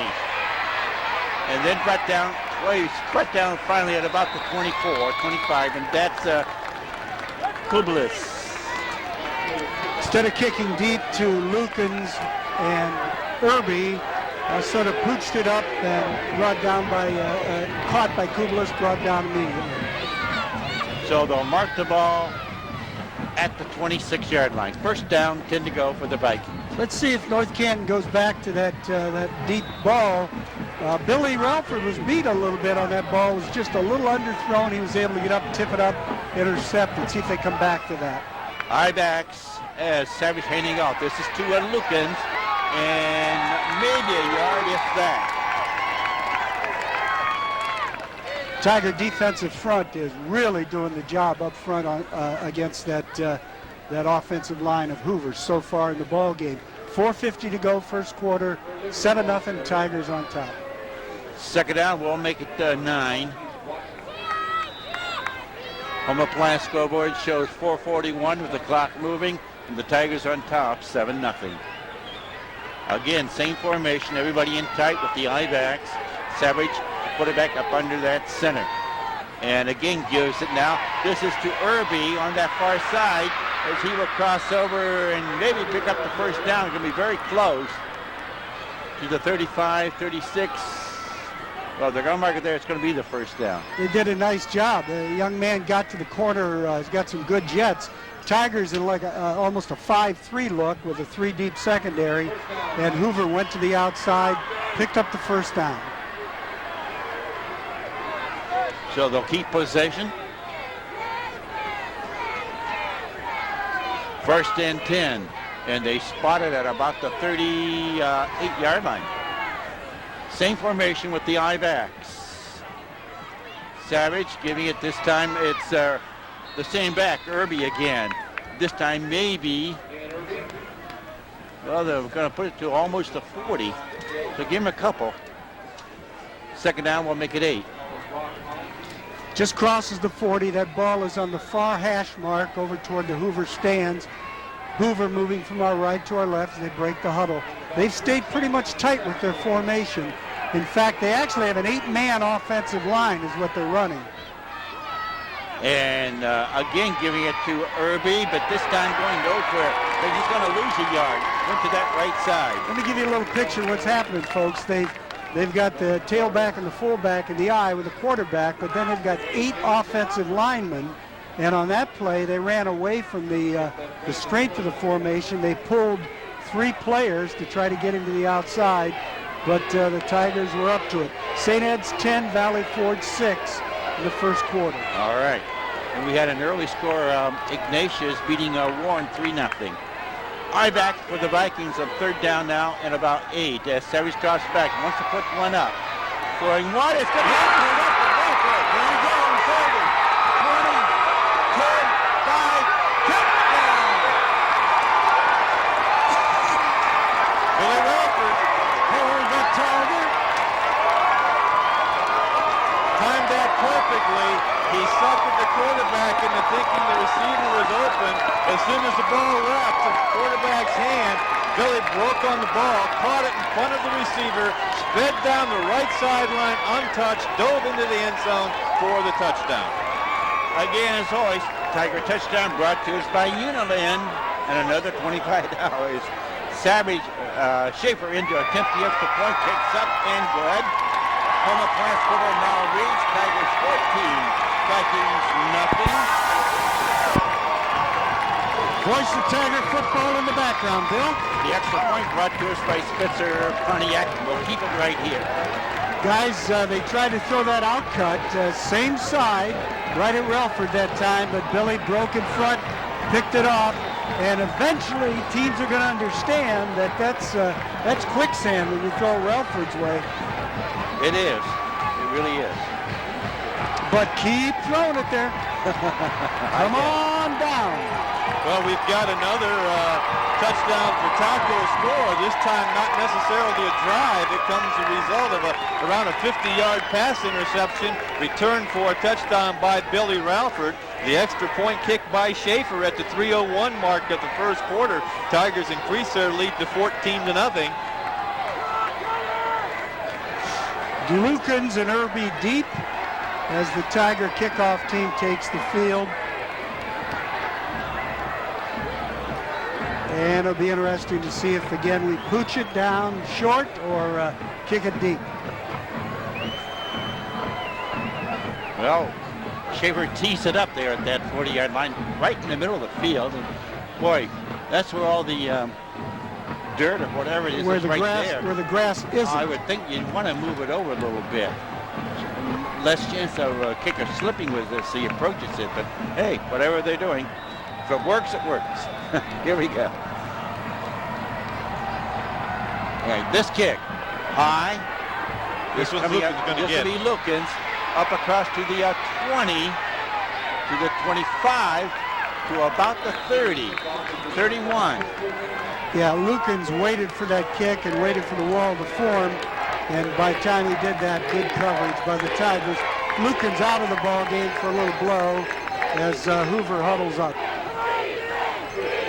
Is that how you say huddles up? He can huddles. Okay. Huddles. They're not cuddling, Bill. They're huddling. All right, well, maybe keep warm. All right, here we go. High backs for the Vikings. Savage dropping back. Throwing one is into the air. Intercepted by the Tiger. 20 goes to the 10, to the 5. Knocked down on a box around. It was deflected. Graves grabbed it and returned to the Viking 1. There's a fumble and a big pile. The official, though, ruled he was down. Ruled he was down. I believe he signaled towards Massillon. What a scrum that was, huh, guys, at the end. Yep, Tigers had it. That ball was thrown again, an out cut, went off the receiver's hands, up in the air. Linebacker Tony Graves brought it down, took it all the way down to the 2. Boy, oh boy, this could turn out to be disastrous for the Vikings here. At least they have 2:41 to go in the opening quarter. Nothing wrong with that if you're a Tiger fan. No. 7-7, Elder and Xavier down there in Cincinnati, first quarter. All right. Tigers now will go for the extra. Well, not No, they got to quite. score They have first. to score first. You're right. I'm trying to get him in there too soon. Martin with it, gives it to Ricky Johnson, and he will go in for the 6 points. Throw the flag, 15 on the Hoover player. Our center buried this kid, and then afterwards the young man got a little upset with it, and a little, he who swings last gets cost. I guess. And the young man in the Hoover uniform got caught. But we'll see how they step this one off. See Coach Johnny Hertway on the field talking to that referee, and he's not too happy about something. Well, I what know he's he's not happy with the score. That's what he's I not happy about, understand sports that. fans. Right. All right, the extra point attempt.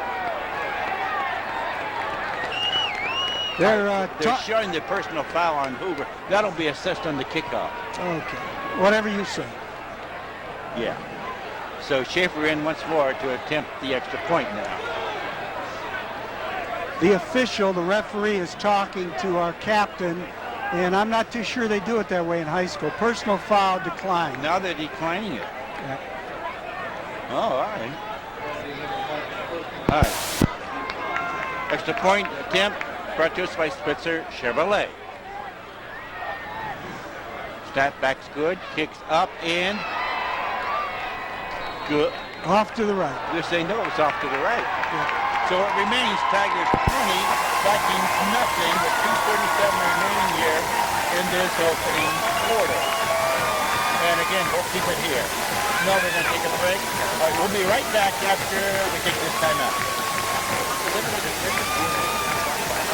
Yeah, you got one more after this, Bill. All right, take a few breaks in this quarter. Well, we only got 2 minutes at the end of the quarter. We got 4 breaks. So you got... I only showed 2 for me in the third quarter. This is the third one. That's the second quarter. That second quarter. I screwed up. Take a break. What the heck? That's all right. Well, all right, you're good for 1.5.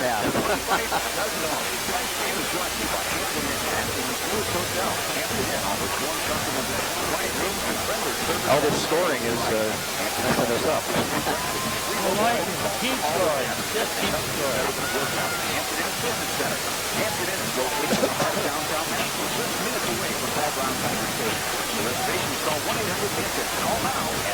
Oh, I guess I gave away some more prizes. Mark them off. The ones you took. Ready? Back here at Hoover back Stadium, and hey, people, it's time for us to give away some more prizes. So be the 9th caller again at 837-9900. And we got some gift certificates for you from Taco Bell, Buffalo Wild Wings, Rockney's, and Capellini's. And this kickoff is fielded right at the 30-yard line. And he's down as he fields the ball. Yeah, hit the fetal position immediately, huddled the ball, protected it. And the Tiger fans give that Tiger ball club a hand. They should. Bill, we've got a touchdown for taco scoring drive for the Tigers, and this is one I can handle. 2 yards, 1 play. Ricky Johnson over the left side. The extra point wide. Tigers lead at the 2:35 mark of the first quarter, 20-0. And we've got a question here. The official. Flipped the ball, Barbarino, huh? Are you allowed to say that on the radio? Well, he did, and I'm surprised the official did nothing about it. I think he did. I think he's been ejected. Well, I mean, after he ejected him, he flipped in he made the signification of something. All right, Savage's pass is complete. Throw the ball. Now they're going to rule it incomplete. Boy, that was close. Yeah, the player who had created the personal foul was ejected on the kickoff.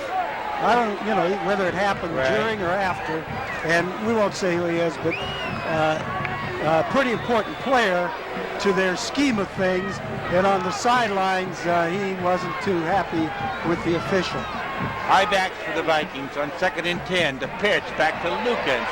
He wants to cut it back, but he's going nowhere. Gets to about the 31-yard line. At best, a yard.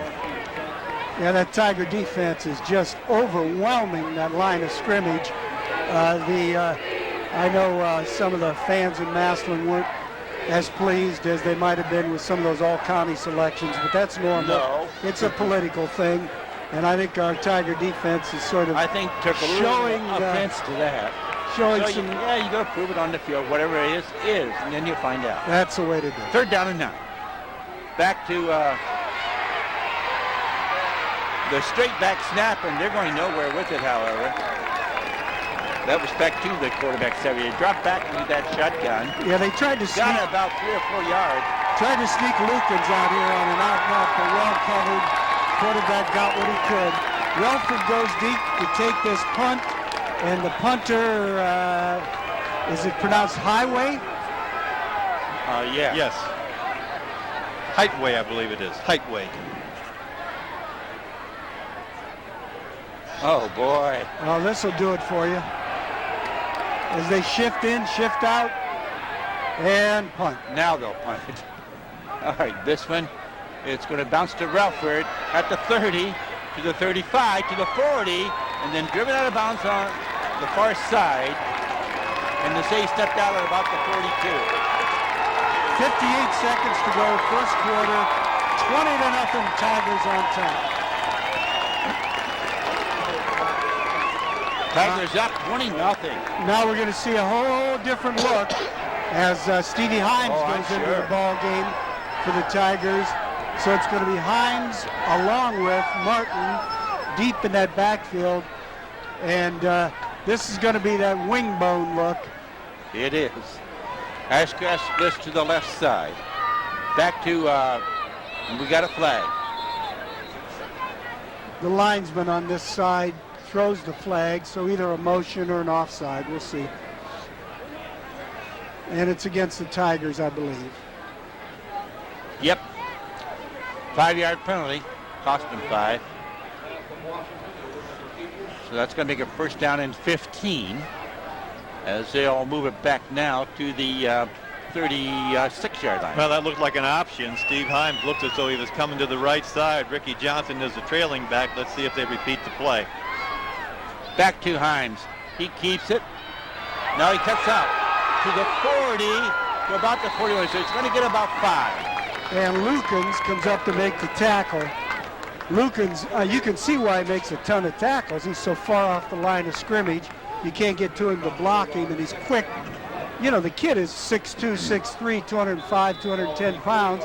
And as I recall, didn't he win the district in 100 and 200 meters? Yes. So very quick. You're talking about very an fast athlete. Guys. Yes. Going to Ohio State for the Buckeyes. Second down, we'll make it 10. Ball handed off. This is to Ricky Johnson. He'll fight forward to about the 45 or 46. So he's going to get about 5 of it back. It's going to bring up a third down now, and the Tigers are going to need about 5. And I think that's going to be the final play of the quarter. As the clock runs down, we have played 1. It's the Massillon Tigers 20 and the North Canton Hoover Vikings nothing, and we'll keep it here. In fact, I think it's time for us to give away another prize. All right, so Ray, get ready back there. We got prizes to give. As I said, Buffalo Wild Wings, Taco Bell, Rockneys, Capolini's. We got those WWE gift certificates in Columbus next week. If you love that wrestling, it's going to be down there. Give us a call at 837-9900, and Ray will take your name, and we'll try and pass that along as well. Okay, guys. Is it the 10th caller, the 5th caller, the 8th caller? The 9th. The 9th caller. And then after that, he'll take some more calls, I'm sure.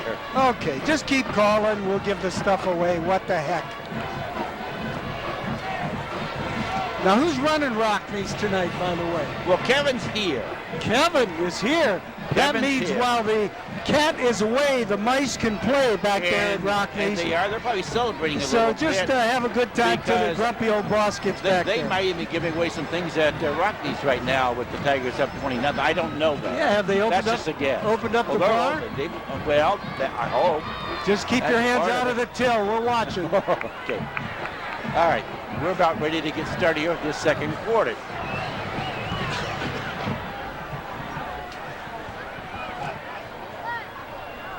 Back now to Hines, and yeah, you see what that was going to be, right, Joe? Go ahead. It's going to be deep, but way off. That was going to be a pass play, a double pass after the pitch to Himes, but that thing was doomed from the start. It sure looks so like now it. the Tigers will punt. Yeah, we got a little fancy. We're our own worst enemy on that play, and brought about a punting situation. That one was for the scouts sitting down in front of us. Now we can do some unusual Give something things. to think about at least.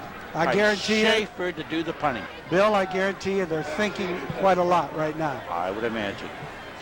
Standing back at his own 25-yard line to do this punting.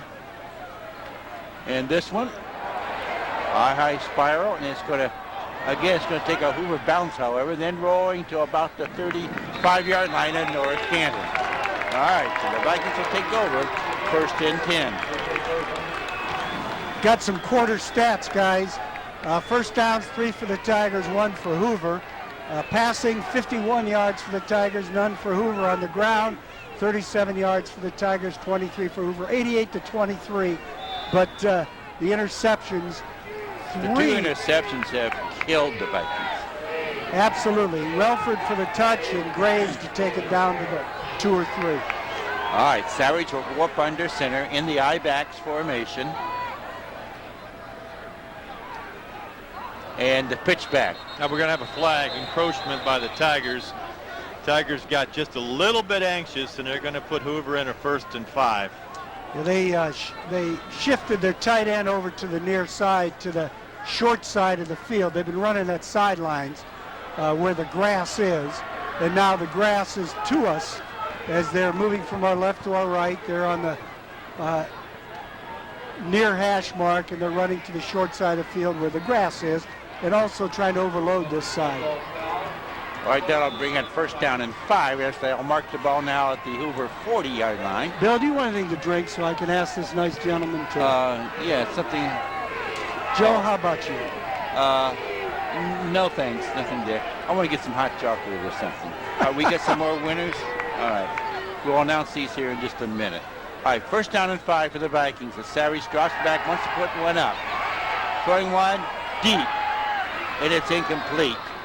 Good coverage. That was Scott and Relford on the coverage. Congratulations to Paula Digman of Massillon, winning a Taco Bell certificate. Barry Kestner of Massillon with the Taco Bell. Elaine Lambert from Massillon, Buffalo Wild Wings. And Judy Schenk of Canton, Fuddruckers certificate. So congratulations to all you people. Hi, Elaine. How you doing? All right. 2nd down and 5 for the Vikings. Savage up under the center again. Gives this to Irby, but going nowhere. Follow the ball. Oh, what a shot. Great job that time by the Tiger. Vikings do recover, but they lose about 4 yards on the fumble. Vikings ran that little jet play, that motion play, where they bring a wing back in motion and the quarterback just turns around and hands it to him. A little reverse action, but the defensive back on this side for the Massillon Tigers came up and put a shot on that player. That ball flew back, and they actually lost a yard or two. Yeah, back to the 36. 3rd down and 9. I-backs once more for the Vikings with Savage dropping back again. Wants to put one up, being pursued. And back down, back at the 20. Marquise Watkins and Sean Crable ran him down from the backside. They were trying to set up a screen, but that Tiger defensive ball club was just completely smothering them, Bill. They are. They are. Punting situation now for the Vikings. 4th down and about 21. Relford back to receive this punt, standing at his own 48-yard line, almost at midfield. Warren 7-3 over Ignatius, first half. And this punt going to send Relford back. He will field it at the 40. Now cutting up to the midfield, brought down at about the Tiger 49-yard line. Takes one more block and he's gone again. Yep, takes your breath away. He is so dangerous. 9:27 first half, 20-0 Tigers on top. So we got Warren now on top of Ignatius. 7-3. 7-3. What is it? Second quarter? Second quarter. All right. If not, we'll tell him it is. Who knows what he does. Well, we have the score. 7-3 Warren on top. 7 minutes to go in that second quarter. Thank you. So the Tigers with the ball at their own 49-yard line, 1st and 10. 9:27 remaining here in this first half. And another pause in the action here. What's happening now? I think this is a TV timeout. Okay, here we go. That's another reason why you want to keep it right with us. Look at the so we can let you know what's happening. Here we go. I know. Here we go. 1st and 10. Trips on this left side for the Tigers. Martin into the shotgun as he rolls now to his left. Firing one complete to Heschel. He's driven out of bounds on this near side. They'll have the Tigers 1st down at the Viking 39.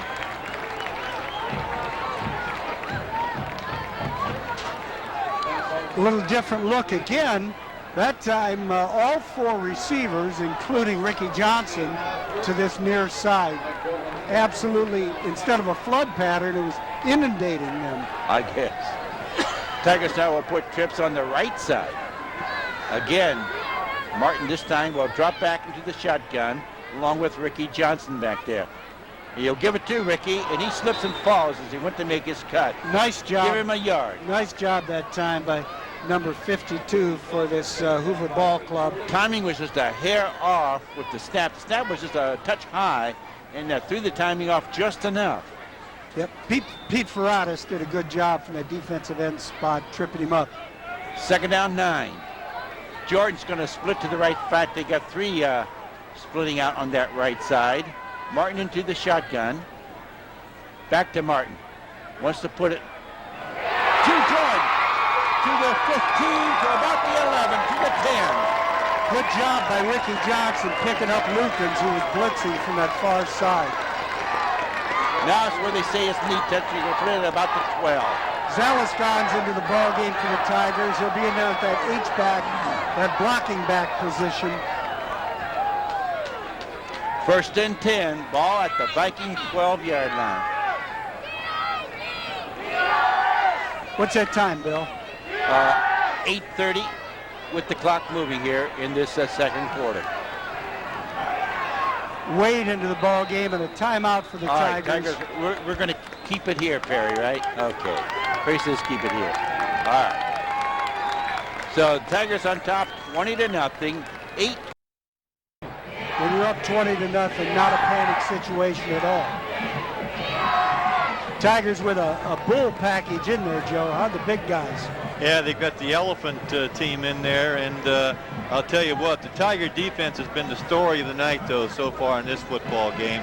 They've done a sensational job of stopping the Hoover offense, but interception returns, one for a touchdown by Billy Ralford, another down to the 2-yard line by Tony Graves. And the defense has just been phenomenal, giving the offense great field position. All right, we're ready to go. Tigers will shift now to this left side. Martin into the up under center. Will take it. Drops back, wants to put one. Oh, that was holding and they caught it. Oh, yeah. It was going to be the Prairies, but boy, they grabbed him and held him. And both officials back there, they both threw the fight, they both saw it. Actually, a smart move by the Hoover player. It's only going to go half the distance to the goal line, and it would have been a touchdown because he'd have been wide open had they not grabbed him. That'll move the ball, should move the ball to about the 6 and give the Tigers an automatic first down at the 8:16 mark of the second quarter. Tigers leading 20-0, trying to tack on some more if they can pick up this 6 yards. Warren up 14-3 second quarter. Warren Ignatius 14-3 now. Warren Harding. Okay. Well, we are waiting for the officials now to mark the ball, and they mark it just outside the 5-yard line. All right. Martin will go up under the center, giving it to Ricky Johnson, fighting forward. Fumbled the ball. And Hoover has it. Oh, boy. Fumble at the 1. Got to the 1 and then lost it. Yeah, there was a good surge by that offensive line. Looked like he was sure going to go right in the end zone, but ball popped out. Goes for naught. Hoover recovers on the, looks about the 2. About the 2. Vikings dodge a bullet. I guess a big one. Maybe a cannon on that one. Well, let's see if they try to go deep, try to get something going before halftime. Well, they got the time. Wouldn't be a bad time to see if they could get something to Lukens. 8:10 remaining, so they got plenty of time. All right, Savage up under the center for the Vikings now. Gives it, is this Lukens? Yes. Fights to about the 3 or 4. Almost to the 5. Second down, and we'll make it about 8. Tigers took over that last possession right around the 50, didn't they, Joe? Yes, they started on, looking at the wrong sheet. I think here. the 49. 49, their own 49. So they took it down deep into Hoover territory, took some time off the clock, kept that field position, unable to score there. Again, Savage going up under the center. He gives this time to that's the little Irving. guy. What's this kid's name? Irving. That Pope? That was the Pope. And he got about a yard. Pope, just across the 5. A little fire plug. He goes about 5'7", weighs about 180.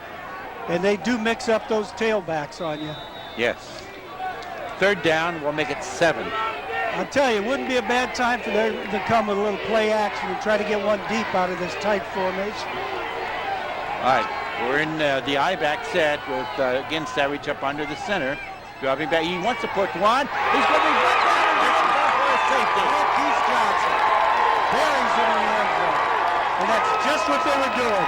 Play action out of that tight formation where Marquise just ate up those all-county linemen in the middle and sacked that quarterback before he could set up. 22-0 on the Home Appliance scoreboard now. And of course, it means that the Vikings will have to kick the ball from their own 20. They can either do it by placement or by punting it. They have that choice. But again, Tigers are going to have excellent field position.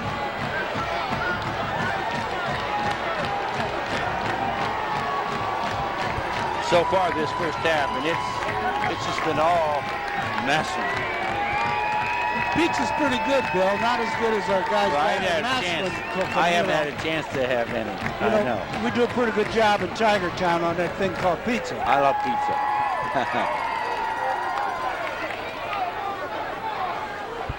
Elder Xavier all tied up 14-14 second quarter. All right. A lot of people interested in that. That's at Nippert Stadium tonight, and they're expecting somewhere around 20,000 or more.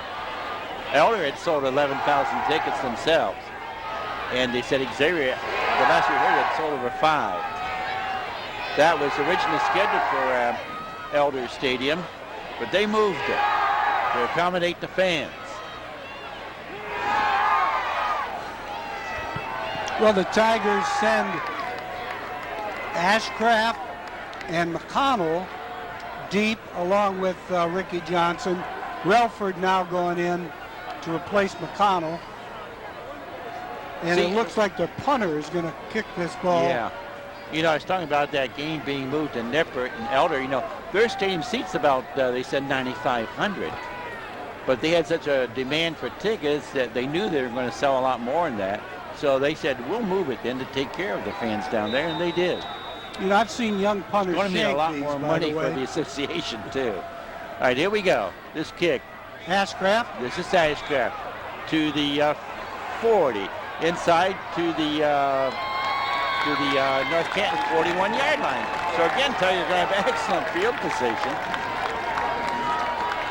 You know, for some reason in high school, I can understand in college why they punt the ball after a safety, because you get those booming punts off those college about kids. a mile and a half high. But in high school, so many times the punter at best gets it 30 yards downfield. A lot of times the kids shank them even. Right. I think I'd kick from placement after a safety. Unless I had a heck of a punter. I agree. Right. All right. Tigers with the ball. 1st and 10 at the Viking 41. Martin to the shotgun.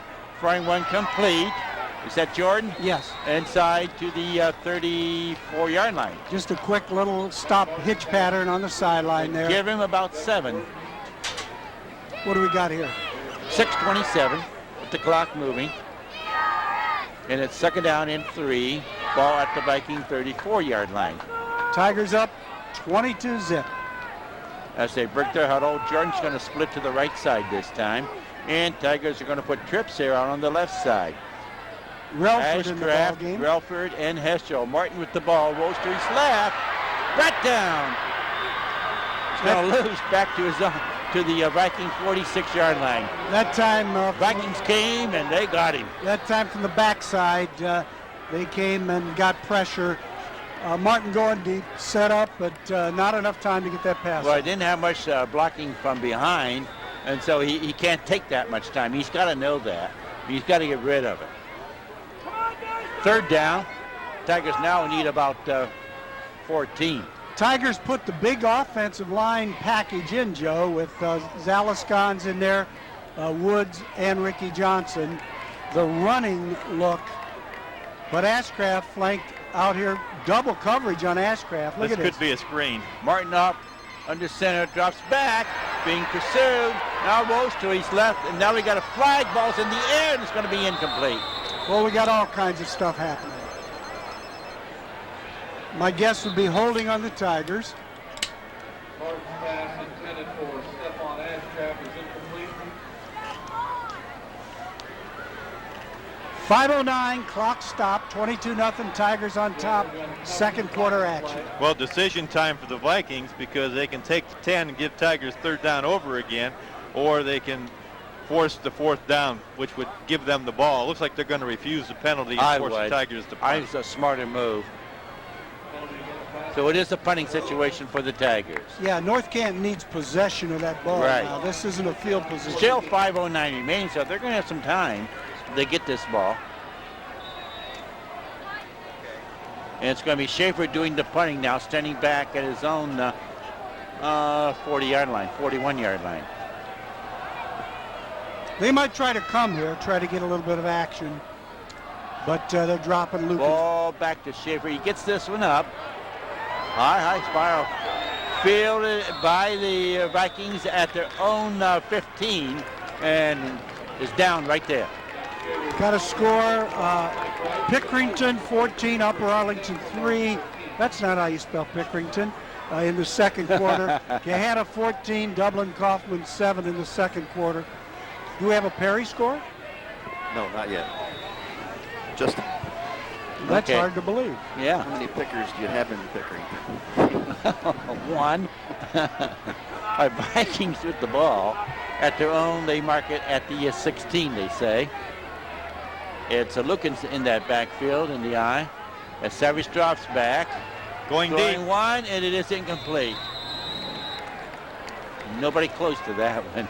Yeah, as Lukens flares out of that I-back position, Crable has been shadowing him because you've got to figure that should be a big play for them to throw that flare pass to Lukens. Clock stopped on the incompletion now. 4:57 remaining here in this first half. 22-0. Tigers in their last two possessions had a golden opportunity. They fumbled it at the 2. Then they had the ball at the Viking 41, but couldn't move it. Counter. Ball handed off. This is Irby with it. He'll carry to the first down to the 30. That looked like No, number that was 27, Ramsey. Yeah, that was Ramsey. They had him on a wing and they brought him around. So it's a first down for Hoover. At their own 30-yard line. 4:50 to go, second quarter, 22-0 Tigers on top.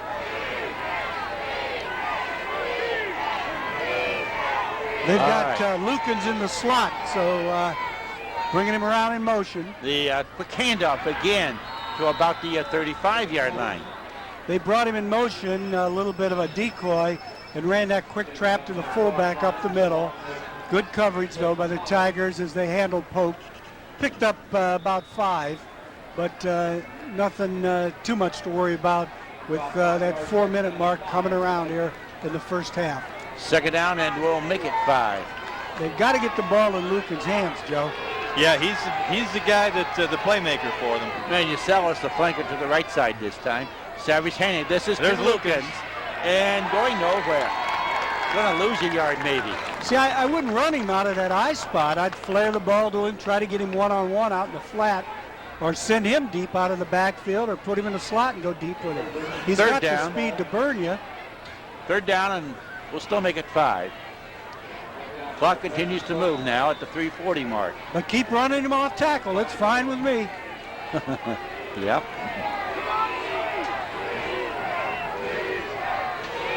Vikings breaking that huddle. Big possession for Hoover. They got to get something on the board. I-backs for them. Savage again up under that center. Drops back. Being pursued. Throws over the middle. It is complete. He's going to have the first down. Oh, he got belted just as he let it go. Lucky that he got it away.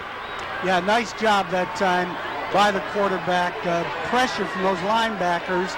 Tigers came with an all-out blitz, and he hit the hot receiver. Just short of the 50. First and 10 for the Vikings. First time they've been this close. Savage wanting to go deep. I was going to be way overthrown. Incomplete. Yeah, that time they tried to go deep. They came out in the pro set, full coverage, full protection. Just sent one receiver down the right sideline, one down the left. But Relford and Hill both had their men covered. Second and 10. Clock stopped in the incompletion. 3:04 remaining here in the first half. Jarvis in the ball game for the Tigers at a defensive back spot, replacing Scott. Again, I-backs for the Vikes. Savage pitches is back there to Irby, and he breaks 2 tackles. Now brought down, so he gets to about the 48 or 49. He's going to lose some yardage. Crable almost had him for about a 7-8 yard loss, but he slowed him down. Exactly. And the rest of that Tiger defense, quick, got to him, lost a yard. 3rd down, and we'll still make it 10, a little bit over 10. Oh, interesting to see here now. Tigers go with the blitz package again, or elect to try to cover. Savage in the shotgun. Irby goes in motion to the left. Ball back to Savage. He's going to be pursued.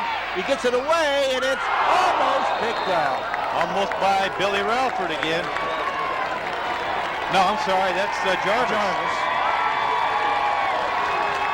4th down, 10 for the Vikes with 2:19 remaining. So, well, I would think they've got to punt it. We'll see.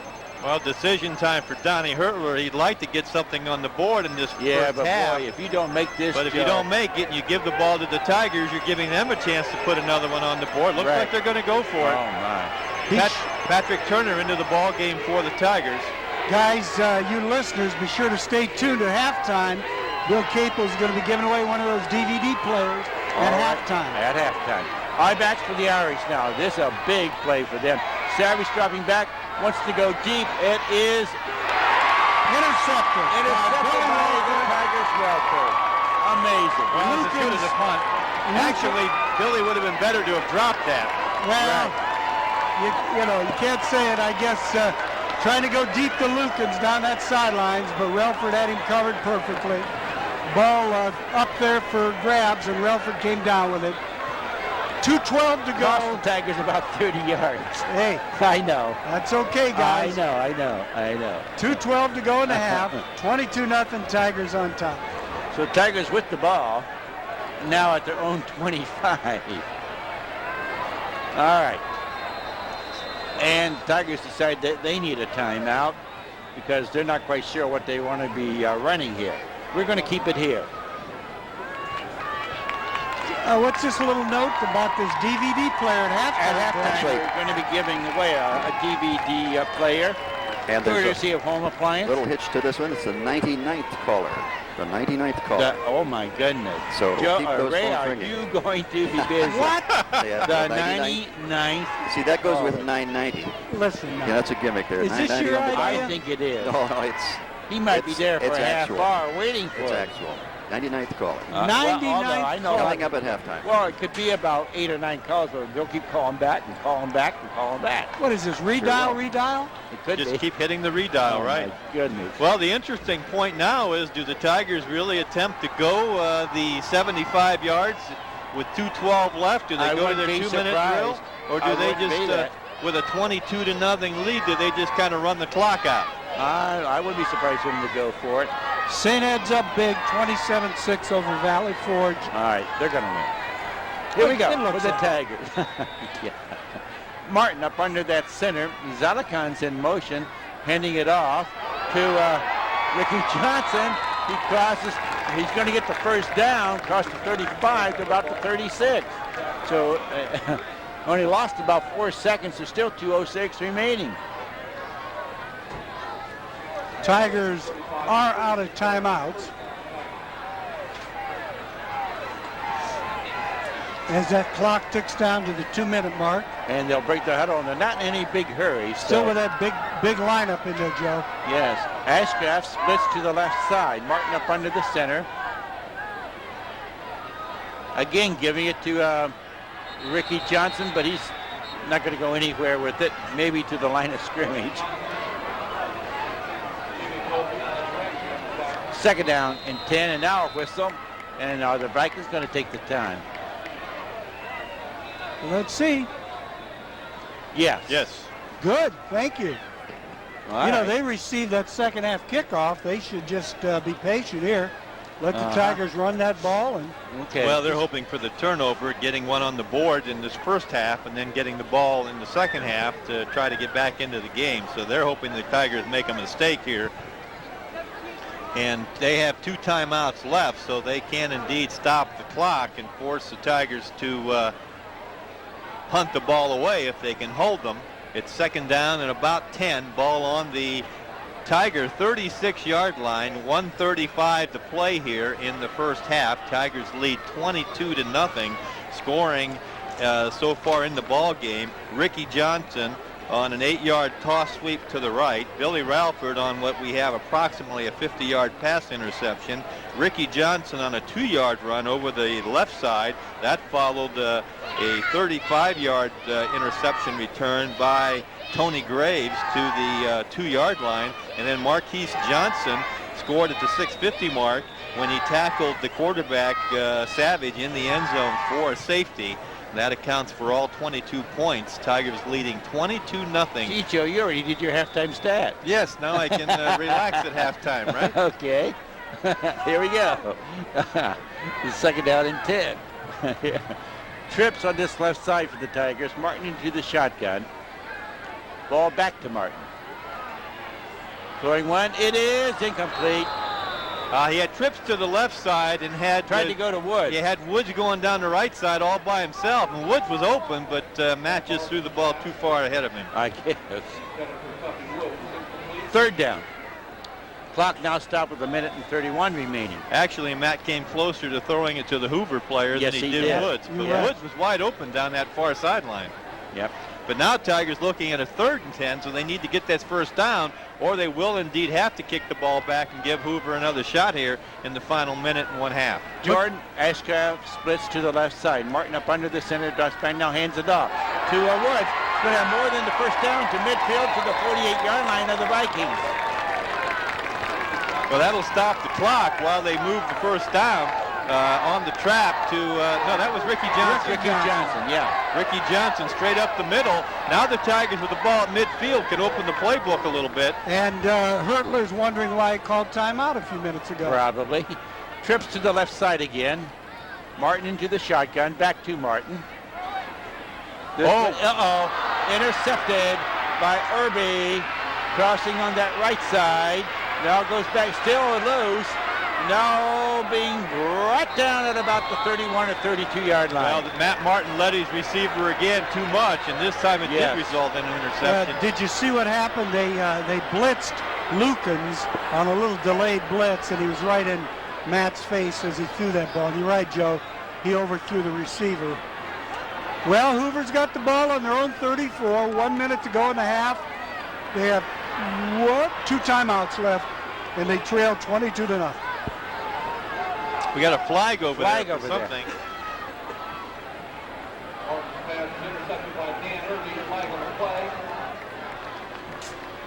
And they're going to step it Tigers. off 15 somewhere. Let's see. Up to the 45, 46, 7, 48, 49. Well, that puts Hoover in shooting range. And they take Lukens out of the ball game. What was the call? I don't know. Let's see. Well, it's 15 yards from the spot, so it might have been a face mask, maybe. More likely that's what it was. I-backs for the Vikings now. They have it at their own 49 with 1 minute remaining. Savage up under that center, drops back. He wants to go deep, I know that. Now being pursued some. He'll keep it himself. Breaks that tackle. Breaks another tackle to the 40. He's going to have a Viking first down. 50 seconds to go. That ball's inside the 40 on the Tiger 39. Well, that time Tigers dropped back into coverage, and he had a lot of time. All right, clock moving. Savage going up under that center. Split backs for the Vikes as Savage drops back.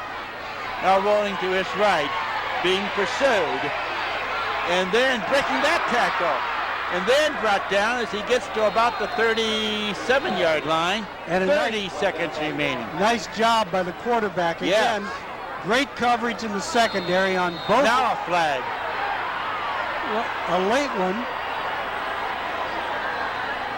And the Hoover fans are applauding.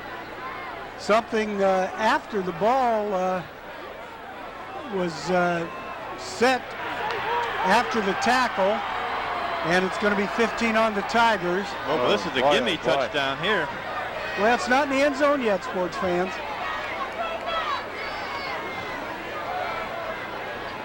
Well, it's going to cost them 15. That'll take it down inside the 20. Ball will go down, should go to the 17. 30 seconds to go. Tigers on top, 22-0. Hoover still has 2 timeouts left, so they're in good shape. 30 yards and penalties. And timeout on the field. Timeout, Hoover, I guess, right? No, I didn't see no signal. They didn't take it off the board. Well, their coach is in their huddle talking to him, so there must have been a... Referee pointed to himself. That can't be the case. It must be the clock. All right, the clock it says 29 seconds. They're putting it back to 30. There you go. All right. Oh, 1 second might mean a difference. You never And know. what that coach is doing in the middle of their huddle, I don't know. I guess we'll see. They called a timeout.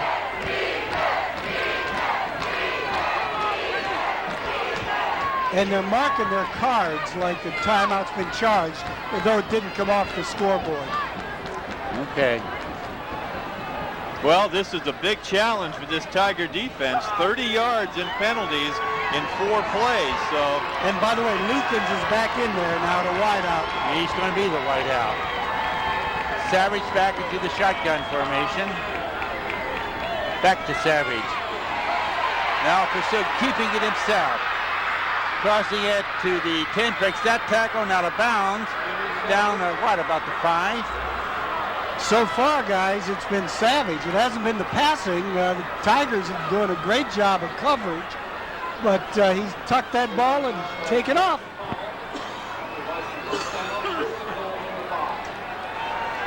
.23 seconds remaining. First down, ball at the 5.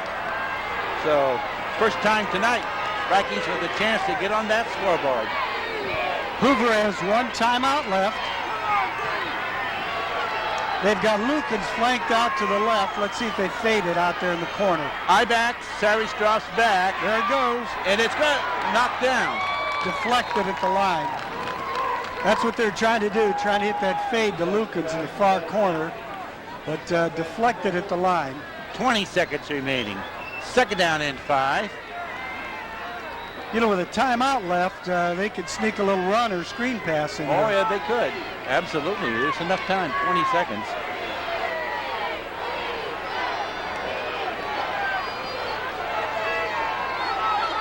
Vikings will break that huddle. Again, Lucan's going to be the flanker on the right side. Savage throwing one, wants to fade it, and it is. And there he goes. Down the sideline. 30. Midfield. 20. 15. Touchdown. With 1 second remaining.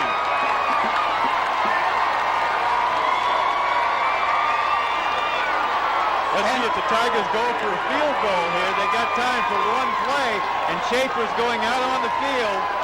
That's what they tried to do, hit Lukens with that fade. Yes. But they ran it to the wrong side, guys. Right to Billy Relford. Is that his 3rd pick of the night? That's his second, his third, right. So they're going to spot the ball, mark it. Timeout being called by the Vikings. Oh, yeah. Thank you. Yeah. Oh, man. Why would they want to call the timeout? Well, that was an absolute dagger, a pound of flesh nearest the heart, guys. Yep. Warren 17, Iggy 3, 1 minute to go and a half. Wow. 17-3, Warren Hardy. With a minute to go in the half. Well, they're going to be spotting this ball. Let's see, the ball's on the... They're putting the tee at the, what was it, the 25-yard line. 25. About a 35-yard field goal. That's what it would be. Billy just couldn't quite get around the angle. He brought it down this sideline out of the end zone, from deep in the end zone. Hoover had the angle on him. Otherwise, Tigers would have had another touch. All right, we're ready to go. Ball snapped back. Kick is up and good. No. All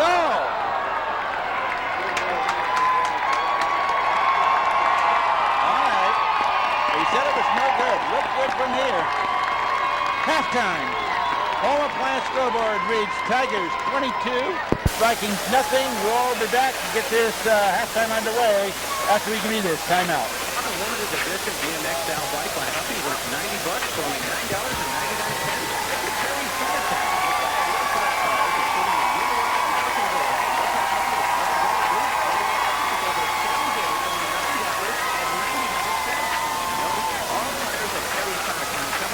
Is that the whole second quarter, 2 points? Yeah. No extras, no hidden fees. Get the guaranteed large completely installed price. Call Terry Summertown today. Yeah, I guess we could have done better. Yeah, we're leaving them in it.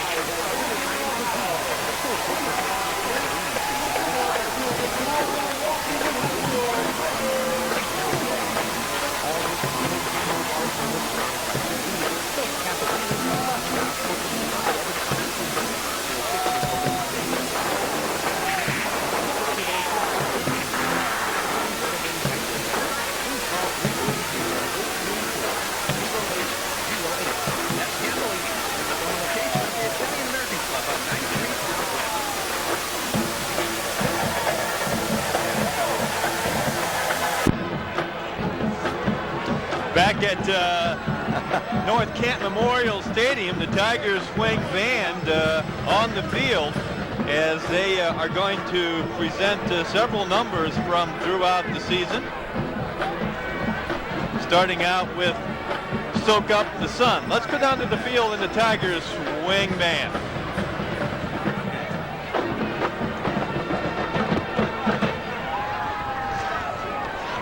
Okay, the Tigers swing band with their opening number as they take the field to the tune Soak Up the Sun. You know, since 1938, the Tiger band has shown that it don't mean a thing if it ain't got that swing.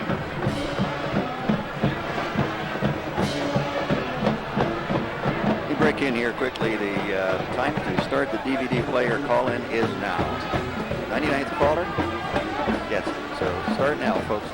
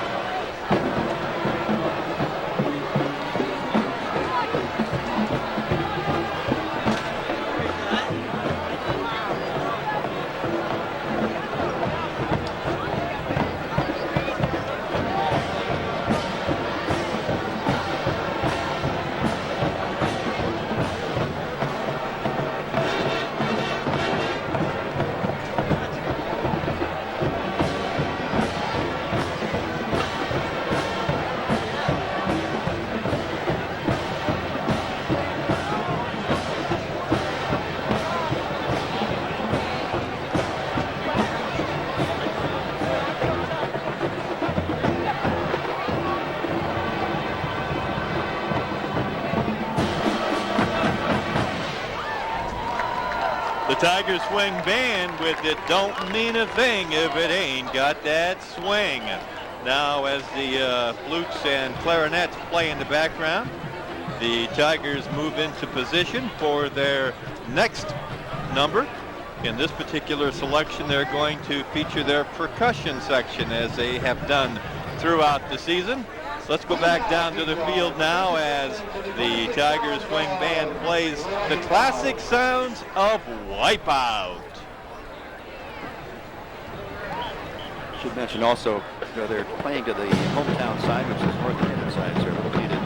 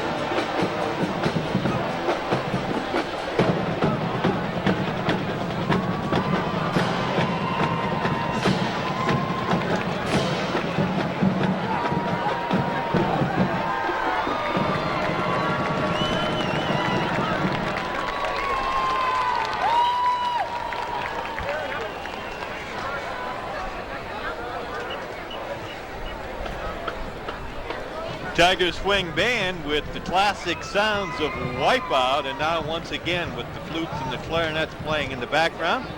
They move into position for their next selection, and they're going to close their show tonight with the classic sounds of Aerosmith and the great Aerosmith tune, Walk This Way.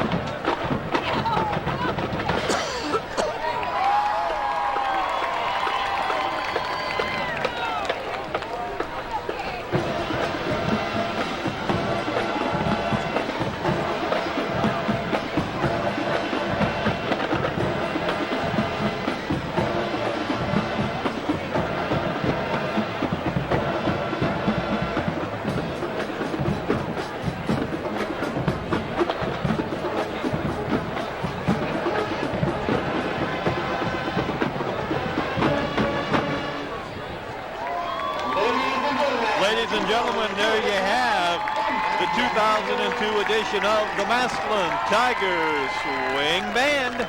And before we turn it back over to Bill, we've got a halftime score for you. At the half, it's Perry nothing, Dublin Scioto nothing. Bill? All right. We're going to take this break and back, and we'll get some of our stats.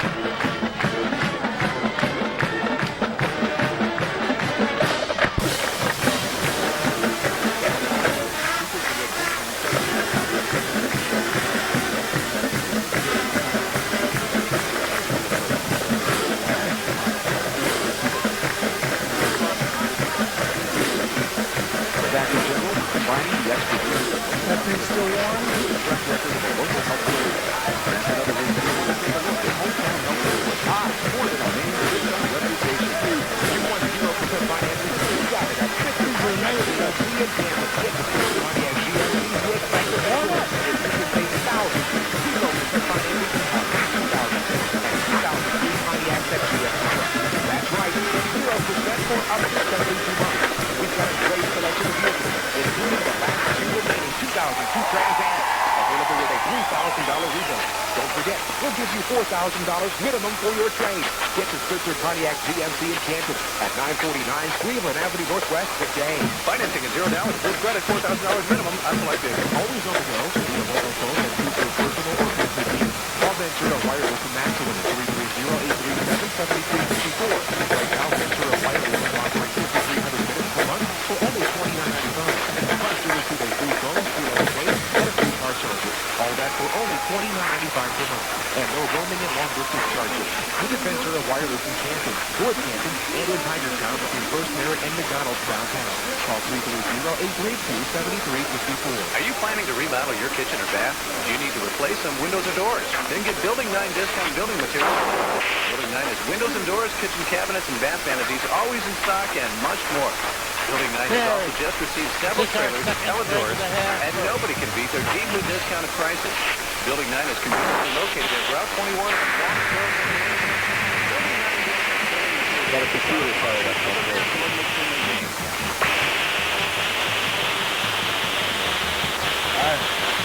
Back here at Hoover Viking Stadium, and Jimmy, let's get some of those stats. Okay, guys, and again, you know what stats do. They're for teams that aren't ahead on the scoreboard because some of these stats are interesting. First downs, 7 for the Tigers, 7 for Hoover. On the ground, the Tigers have 3 first downs. Hoover has 4, but they got a couple of them here at the end where the quarterback scrambled with the good coverage in the secondary. Through the air, 4 for the Tigers, 1 for Hoover. Hoover has 2 through the penalty route. On the ground, each team has a net of 51 yards. That's amazing. Absolutely amazing. But here's the killer.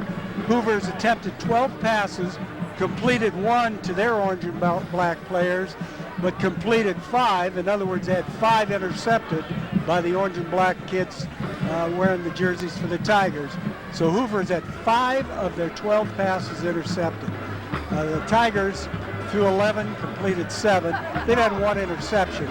Through the air, the Tigers picked up 96 yards, Hoover 14. Total yards, 147 for the Tigers, 65 for Hoover. That's from scrimmage. However, let's throw in another big stat, Joe. 5 interceptions for 166 yards. So when you talk about the game of football, there's an awful lot more to it than what you made on first down, second down.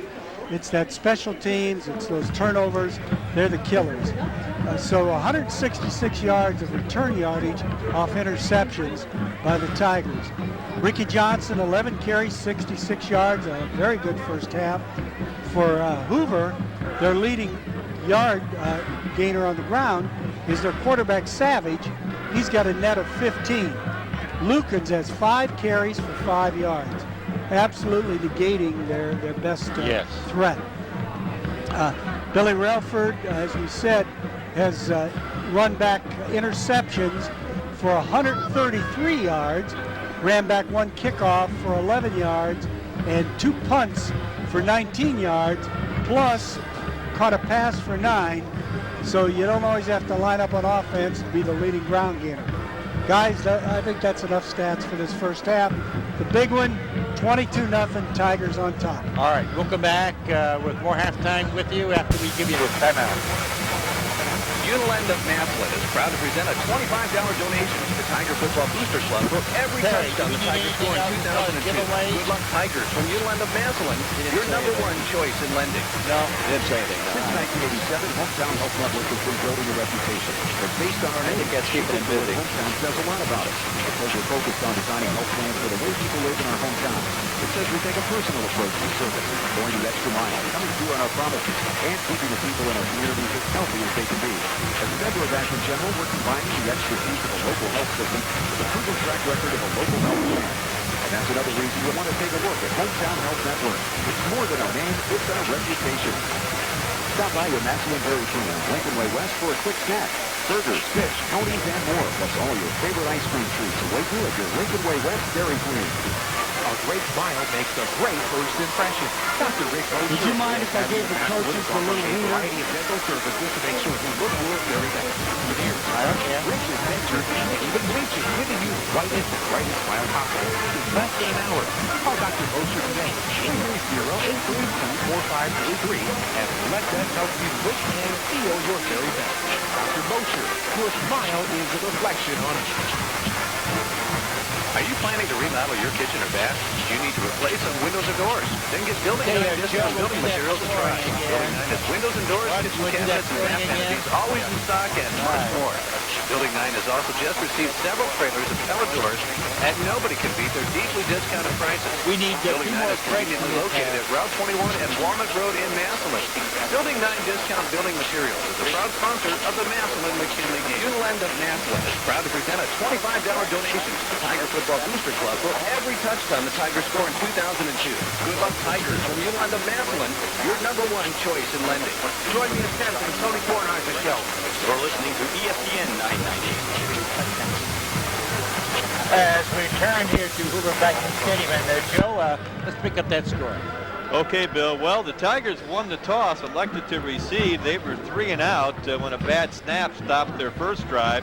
Punted to Hoover. Hoover had the ball for 2 plays before getting the first pick of the game by Billy Ralford at the 36-yard line of Massillon. From there, Massillon went a total of 64 yards in 8 plays. 2 key plays in the drive on Massillon's second possession, the 18-yard Ricky Johnson run and a 14-yard pass from Martin to Ashcraft. Ricky Johnson with the touchdown run on an 8-yard toss sweep to the right. Schaefer kicked the extra point into the 5:17 mark of the first quarter. The Tigers jumped out to a 7-0 lead. Hoover then on their second possession had the ball for 4 plays, and on their 5th play went deep, and the ball was intercepted by Billy Ralford, returned 50 yards for the touchdown at the 3:01 mark. Max Schaefer's extra point kick made it 14-0 in favor of the Tigers. Tigers then scored again on their 3rd possession, this time following an interception by Tony Graves, who returned it to the 2-yard line of North Canton. From there, the Tigers went 2 yards in 1 play. Schaefer's extra point was wide to the left, and at 2:37 to play in the first quarter, the Tigers were up 20-0. And then the only scoring in the second quarter came on North Canton's 6th possession as Savage went back into the end zone to pass. The Tigers had driven the ball down the field all the way to the 2-yard line of North Canton Hoover, but Ricky Johnson on a run up the middle and struggling to get into the end zone fumbled the ball away. Hoover recovered on their own 2. However, the Tigers, Marquise Johnson tackled Savage in the end zone attempting a pass at the 6:50 mark of the second quarter, giving the Tigers 2 more points, and the Tigers led 22-0, and that's where we're at here at the break. It's the Massillon Tigers leading the North Canton Hoover Vikings by a score of 22-0. Bill? Back with more halftime after we give you this timeout. Okay, we need one more play. Based on our name, we think the word hometown says a lot about it. It says we're focused on designing health plans for the way people live in our hometown. It says we take a personal approach to the service, going the extra mile, coming through on our promises, and keeping the people in our communities as healthy as they can be. As a member of Akron General, we're committed to the expertise of a local health system, the proven track record of a local health system. He said you have another reason you want to 150 calls they have total. More than a name, After the 8th call, Probably 5 people. Probably 5 people calling. You'll get logo prices at Christian Chevrolet. Yeah, 150 calls total. The 99th was Trailblazers, you'll find Janet Krug. payments as low as $199 per month. That's the area's best selection of new cars, trucks, and vans too. And we'll also give you $4,000 minimum for your trade. So these Well, are you got falling and you so got the are the bench prices. anyway. My wife win? 407 North Main Did my Street, wife North win? Canton. We'll buy it. Financing is zero now. It's My wife was a 98th caller. Are you planning to remodel your kitchen or bath? Do you need to replace some windows or doors? Then get Building 9 discount building materials to try. Building 9 is windows and doors, kitchen cabinets, and bath vanities, always in stock, and much more. Building 9 has also just received several trailers of pellet doors, and nobody can beat their deeply discounted prices. Building 9 is conveniently located at Route 21 and Walnut Road in Massillon. Building 9 Discount Building Materials is a proud sponsor of the Massillon McKinley game. Want it all? Now you can have it. Over 200 channels of exciting programming from Massillon Cable TV without the worry and hassle of a satellite dish. Get this Massillon over Cable with. TV Digital Choice offers something for everyone. 42 digital premium movie channels, 40 channels of pay-per-view, 40 channels of music choice, plus Major League Baseball, the NBA, NHL, and more. Call today to subscribe. 330-833-4134. Massillon Our Cable defense TV, is like on a focusing on different tomorrow. planet than they are. Way too quick. 990. ESPN 990, the countywide leader in sports. And back here at Hoover Viking Stadium at halftime, Tigers on top 22-0 on that home appliance scoreboard. We have our DVD player for this halftime. Congratulations to Janet Krug of Massillon. Wins that DVD player from courtesy of Home Appliance.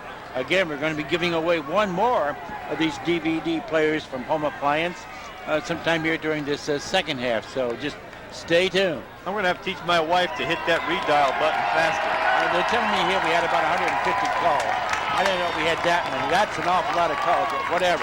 You know, while we have... Congratulations to Janet Krug. And we got to take a quick break once more and get back for the second half after we give you this. Time out. Since 1987, Hometown has network we've building a reputation that's based on our name. We think the word hometown says a lot about us. Focus on fans for the hometown. Because we take a personal approach to service. On the extra in half. Joe? Well, Bill, as I started to say, and we had to go to break there, I think we should extend a great big welcome to all of our fans out there on the World Wide Web. This ball game being brought to the people all over the world on the World Wide Web, courtesy of ESPN 990 Sports. We knew that there were so many people that wanted to listen to this football game. We certainly hope you're enjoying the broadcast as we attempt to bring you the game, as Jimmy likes to say, from the Tiger perspective. So hello to all of you out there on the World Wide Web. Hey, Joe, because you brought that up, I know last week, of course, we were on the internet with our McKinley game, and we did hear from Tokyo. That's in Japan. We did hear from them. That's not outside Big City. This no, is it's not. Tokyo, Japan. Okay. That was Tokyo, Japan. I was over there once. Bill, long time ago. I don't want to even take that straight line where I'd like to go. It was very, very nice. It was. Well, getting back I wanted an R&R there from Korea when I was Steyer there. over here says, was it WW1 that you were there?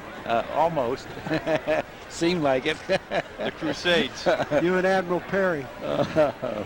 Hey, I go back with George. When we crossed that Potomac, and it was a bitter night that night. But I will remember. Well, speaking of bitter, guys, Hoover takes the field, and deep was Lukens, and at number 36, the kid whose name I can never remember, but that's most kids. Who's number 36? Mike Wright. Okay, that's one of those tough ones. Joe? You have to be right from that number. Well, Tigers will be kicking off to start this second half after having won the toss and electing to receive it to begin the game. So it'll be Schaefer kicking off to the Vikings. The Vikings moving right to left from the flagpole end towards the scoreboard end of North Canton Memorial Stadium. And the ball has been teed up. We're just about set for action in the second half. So here to call all of the second half action for you once again, the voice of the Massillon Tigers, Bill Capel. Joe, why don't you just sing it? All right, Schaefer's kick, and it's a low one. It's going to bounce along about the 15, now picked up there. And breaking that tackle, crosses to the 20, to about the 22, 23, that's the 30, I'm sorry, the 32. And that's Mike Wright. Yes. So let's set the stage here, folks. Tigers are up 22-0. Hoover desperately needs a drive. Best thing they've had so far is the scrambling of quarterback Jimmy Savage. By far. Vikings breaking that huddle. They're going to come out now. A tight formation with eye backs. 8-man offensive line. Savage dropping back, wants to put one up. Throwing one, it's incomplete. In and out of the hands. Trying to hit number 90, Chris Zaleski out there. Crable on the coverage as they came out in that tight formation, ran a play-action pass, trying to catch the Tigers, looking for that run. Second down and 10. Well, it's nothing that they don't have to be desperate yet. No, there's a lot of time in this second half. Tigers scored 22 in the first half, so Hoover's got to believe they can do that in the second half. Second down and 10. Same formation with the eye backs. Irby deep. Savage up under that center. And gives it this time to Irby. He'll cross to the 40 and then driven out of bounds on the far side near midfield.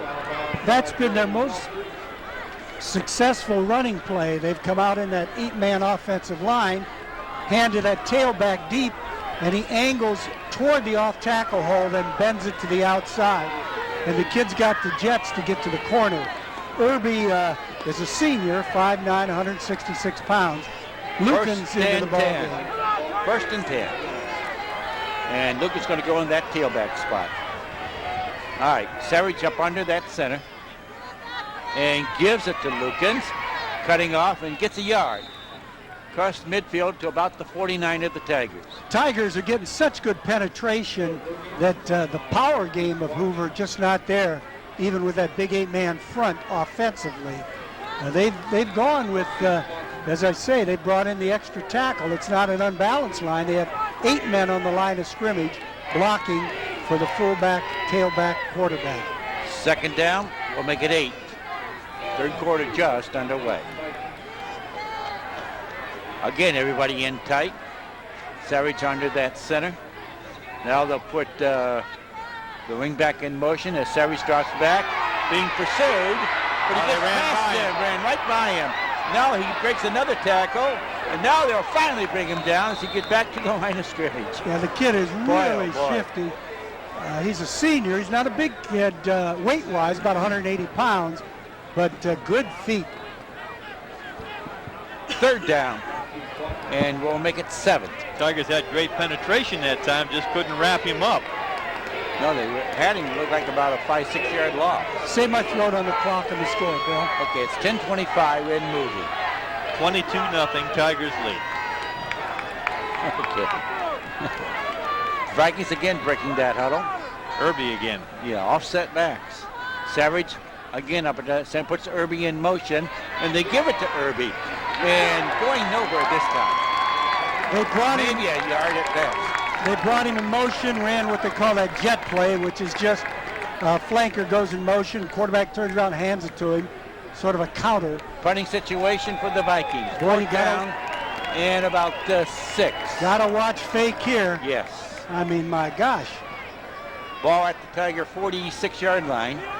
So we'll see. Relford back deep. Lukens is in a position to get the snap, too. Yes, he is. And that's what it is. And they do.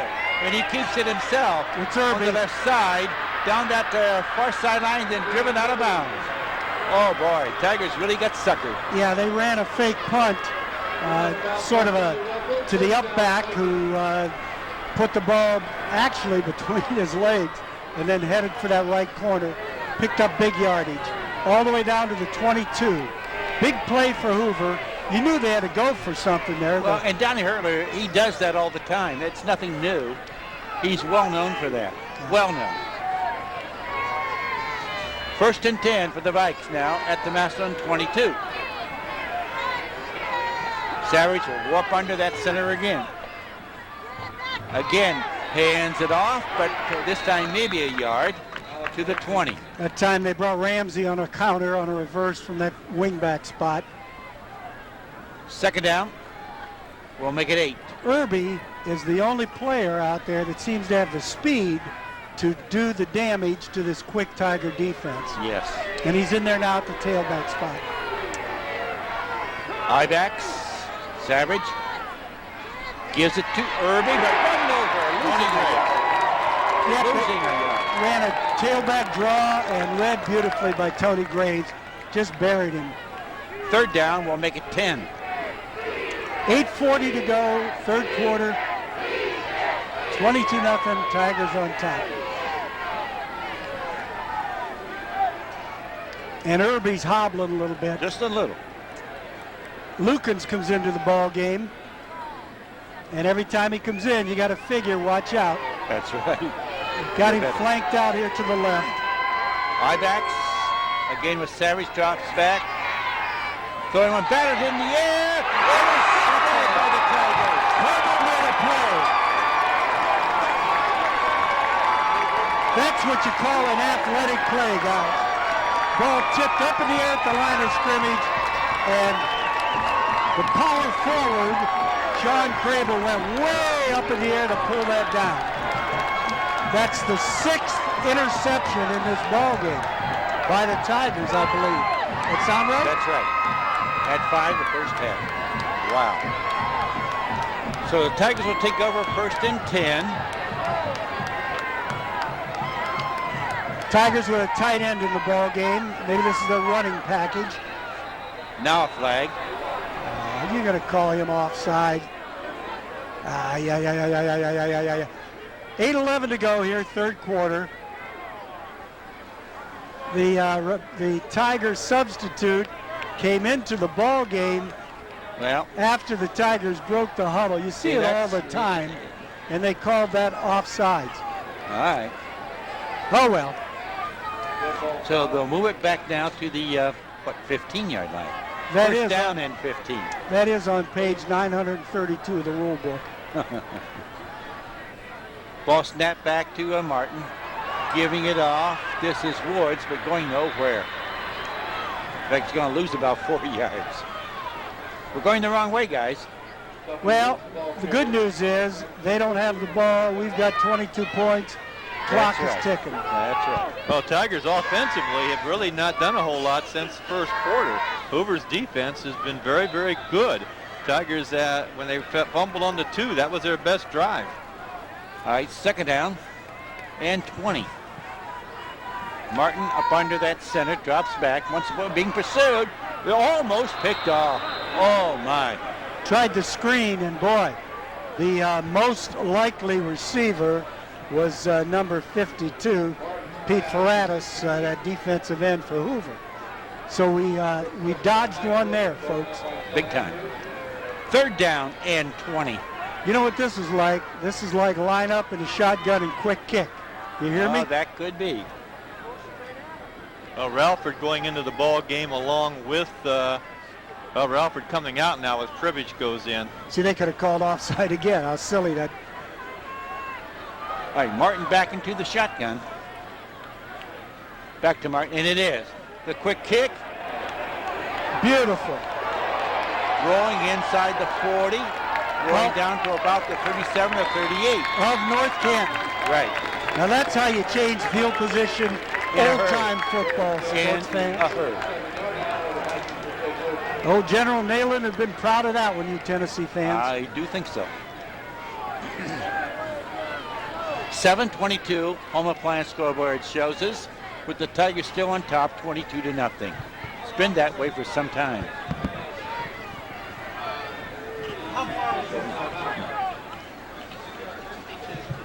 Guys, 52-yard punt. 52-yard quick kick. I'm sorry, Jeff.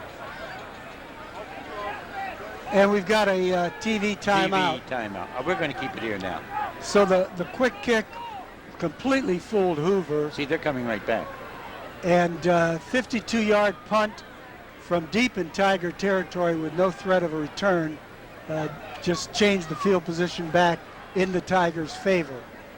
Well, Tigers going to have to watch for Irby. He's been, as you pointed out, Jimmy, the big thorn in the Tigers' side as far as offensively for Hoover. He's got the speed to get outside, and he's at tailback right now. All right, I-backs for the Vikes. Savage, the quarterback, up under that center, and he gives it to Irby, and he will carry it across the 40 to about the 43. He's doing a great job of what you'd call option running by the tailback. He has that option of going wherever the hole is. He runs off tackle. Tigers are squashing down to stop that off tackle. He bounces it to the outside. Like tailbacks do in college. That's the way the game is nowadays. Second down, we'll make it 4. Now we get uncovered receiver over there. As Savage gives it once more home, but going nowhere with it. That was Irby. Ran into it 4 times. See, when they run the play where it's designed, like run to the 7 hole, we've got it covered. It's when he pops it outside is when they're picking up the yardage. Third down and 4. Voice of Tiger football in the background. Clock continues to move at the 6:15 mark. Now Irby's going to be in that wingback slot. Comes in motion. The quick handoff, but nowhere. Carries to about the 45, but it's still going to be short of the first down by a couple. They faked the punt the last time. I don't think they'll do that this time. Faked the reverse to Irby, handed it to Polk, but we had it covered. Well, it's 4th and short. 4th and about 2. And they're huddling up. Yep. Well, we'll see. And they're lining up like they're going to punt. Yes. But Tigers are not sending anybody back. And that's okay. Snap almost over his head. He will punt it. And it's going to take a Hoover bounce this time. Going inside the 20 to the 15 to about the 13. So Tigers will take it over on their own 13. 1st and 10 with 5:20 remaining here in the quarter. You can read when the fake punt's coming by the formation of their blockers in front of the punter. That time they're in a pro punt. In the previous situation when they faked it, they had those blockers off the line of scrimmage back about 3-4 yards. Well, for the most part, the Tigers' inability to move offensively, though, has given Hoover the better of the field position here in the second half. Sure has. All right, here we go. Ricky Johnson up and Woods deep. This is a little different look offensively, Joe. Martin going up under the center. Now the backs will shift to their left side. Martin pitches it to Woods, and he's going nowhere with it. You see who made the play? Lukens. Yep. They've got Lukens at that middle linebacker And spot. do we have a flag? We got a flag. And he's off the ball, and no way to block him, and he just pursues, gets right to that ball carrier. Well, we got a flag, but the clock is still running. Well, that's all right. That's the clock operator. Just don't tell the clock operator. Now they're stopping it. They're telling them to stop it. Now they're going to put some time back on the clock, maybe. What is the penalty? Well, let's see. Hoover penalized one time in this ball game for 7 yards. It's against the It's Tigers. against the Tigers. They're talking to the Hoover captain, Lukens. And it looks like 4:54. a motion penalty decline. All right. Second down. And Whoa. That clock is jumping. How to get to 5 minutes and 4 seconds all of a sudden? I don't know that. Wasn't it down to 4:20 something? It was. Whoa. Got a little... They got like 40 seconds more. That's like the Warren clock incident, 1957. I guess. Martin into the shotgun. Ball back to Martin. He wants to put it up. Over the middle. This is to Jordan. And he's going to have a Tiger first down up to about the 38-yard line. Devin Jordan coming on a deep crossing pattern. Good protection, plenty of time, ball right on the money. Behind those linebackers, in front of those deep zone secondary folk. Jordan getting a little blow as he comes out of the game. Privileging to that tight end spot for the Tigers. Now we're back in that running kind of situation, I would hope. Wade in there also at a tight end. Martin up under that center. Now Tigers will shift to this right side. And Martin pitches it. Now whistle. What is... Now that's the same official again. And we're going to have an illegal procedure call, but I'm not sure what they're saying the Tigers are doing. They came over and they sat for a second.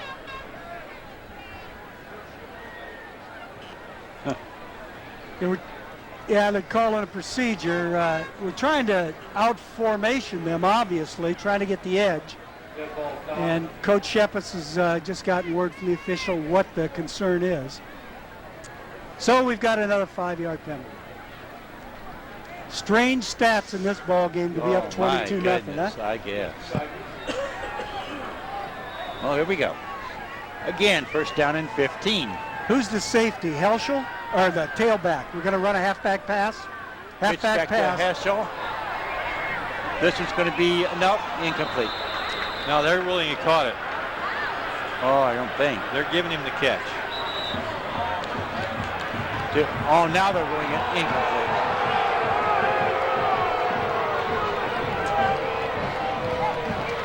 Anyways, the play was not smoothly run. You could see Helschel went in at that tailback spot. Halfback pass was coming, and it was there, but the pitch was a little wobbly, just not set up well at all. Second down and 15. Ralford and Jordan back into the ball game as Tigers go with their passing set. 3:58 to go, third quarter, 22-0 Tigers on top. Trips on this right side. Martin into the shotgun. Back to Martin. This one's complete. Ashcraft. To Ashcraft to midfield. And then driven out of bounds in front of the Hoover Viking bench. And it's going to be awfully close. I think he's got the first down. Great move by Stefan. He was well covered the moment he caught that ball. Put the little juke on number 9. Irby, and picked up that first down. Now they're running. Zalakan's back in there. Is that 44. 44, yeah. Joe, you were saying? Yeah, they're putting their running team back in. Hessel will be the flanker on the right side. Jordan splits to the right. Martin back into the shotgun. Ball almost tied on Martin. Had a tough time. Gives it off to Ricky Johnson to midfield. And then out of, no, he stays in bounds on that far side. I tell you guys, that luckily for Martin, he's able to pull that one down. That was, another 2 inches. It's way over his head. Yeah, bad snap to the quarterback back in the shotgun. He pulls it down, hands it off to Johnson. Timing was way off. Almost at the same moment that Ramsey was penetrating. Ramsey almost took that handoff, Joe. Yeah, he almost got there and caused a fumble as well as he hit Johnson and Martin right as the handoff was being made. Martin again back into the shotgun. Back to Martin. Dropping back. Wants to go. This one's complete. And then that was to Ashcraft. Now we're going to flag on the Tiger. No, I think it's going to go on the Vikings for a late hit. Well, we're going to see. We got booing on both sides. 3:02 to go, third quarter, 22-0. Tigers on top.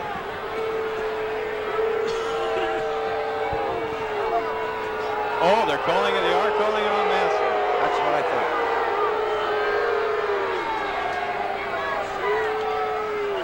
Yep.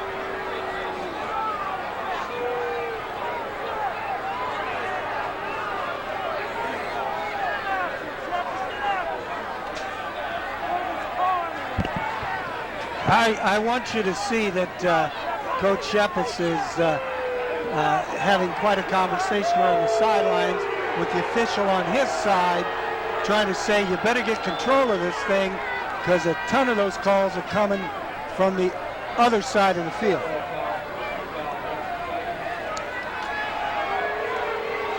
You like my post-its, It'll don't come you? back and we'll do it all over again at 1st and 10. Perry, get the heck away, will you? I think the score is Warren 17, Ignatius 10, third quarter. All right, here we go. Martin back into the shotgun on 2nd and 10. Ball back to Martin. Screen, but complete, but going nowhere. Lukens that time. That was to Tuffy Woods, but Lukens that time reacting to the screen all over Woods. Second down, we'll make it 11.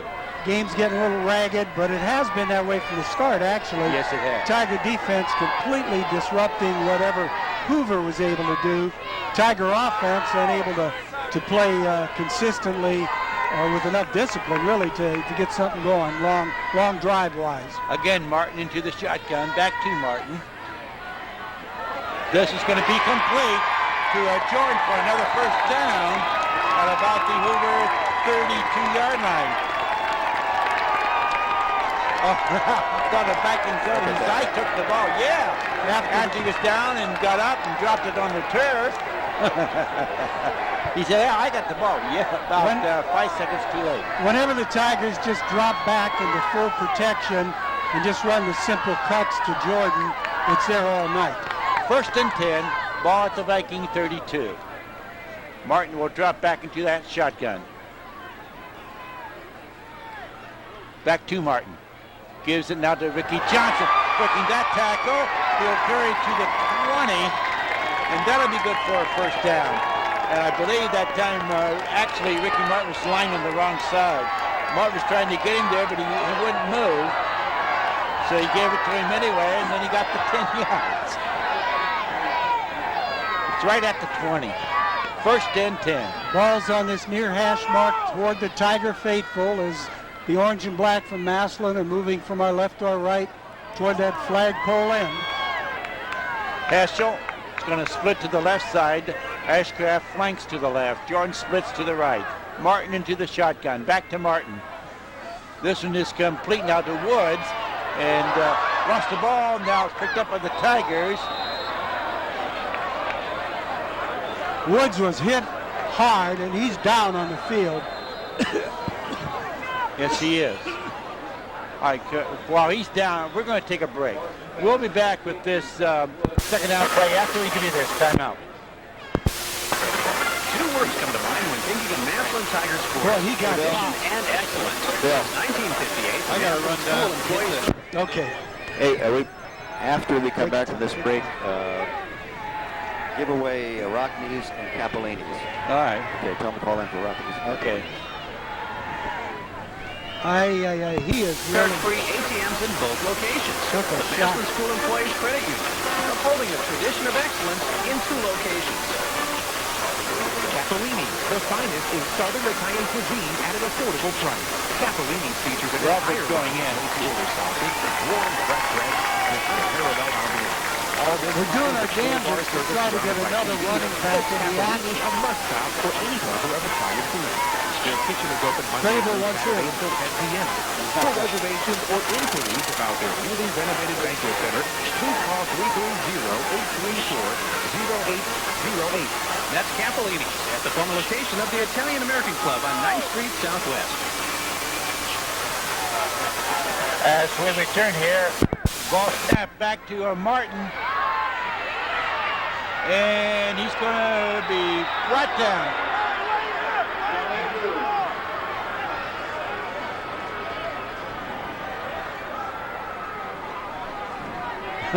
Said, blow the whistle. I guess. My gosh, he was absolutely wrapped up, and the official didn't blow the whistle. But a loss on the play all the way back to the 33. About the 33. Third down now and about, 24. Oh, my. And they're letting this clock tick down as this third quarter's ending. It is going to. Hey, we do have another gift certificate from Rockneys and Capellini's. Call in 837-9900, and our 9th caller is going to win a gift certificate to Rockneys and to Capellini's. We'll be back with the 4th quarter after we give you this timeout.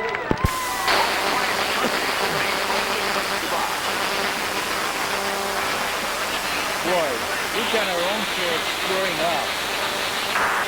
Okay, we've done our own share of screwing up. Big time. Big time. That's right. Home Appliance Company is the only place to buy. If you're looking for new home appliance or electronics, Martin is on the 23. Martin was sacked. is the only place to buy. With tremendous selection, superior service, Home Appliance Company. Even a range that will fit your budget. You'll be sitting on 11 yards. 11 yards. He's on the 34. the only place to buy. The only place to buy. Home Appliance Company, 406 North Erie Street in Madison. Superior Savings Credit Union, 1224 Academy Southeast is a continuing supporter of Massillon Tigers sports. We're your full-service credit union for the greater Massillon community. Good luck, Tigers.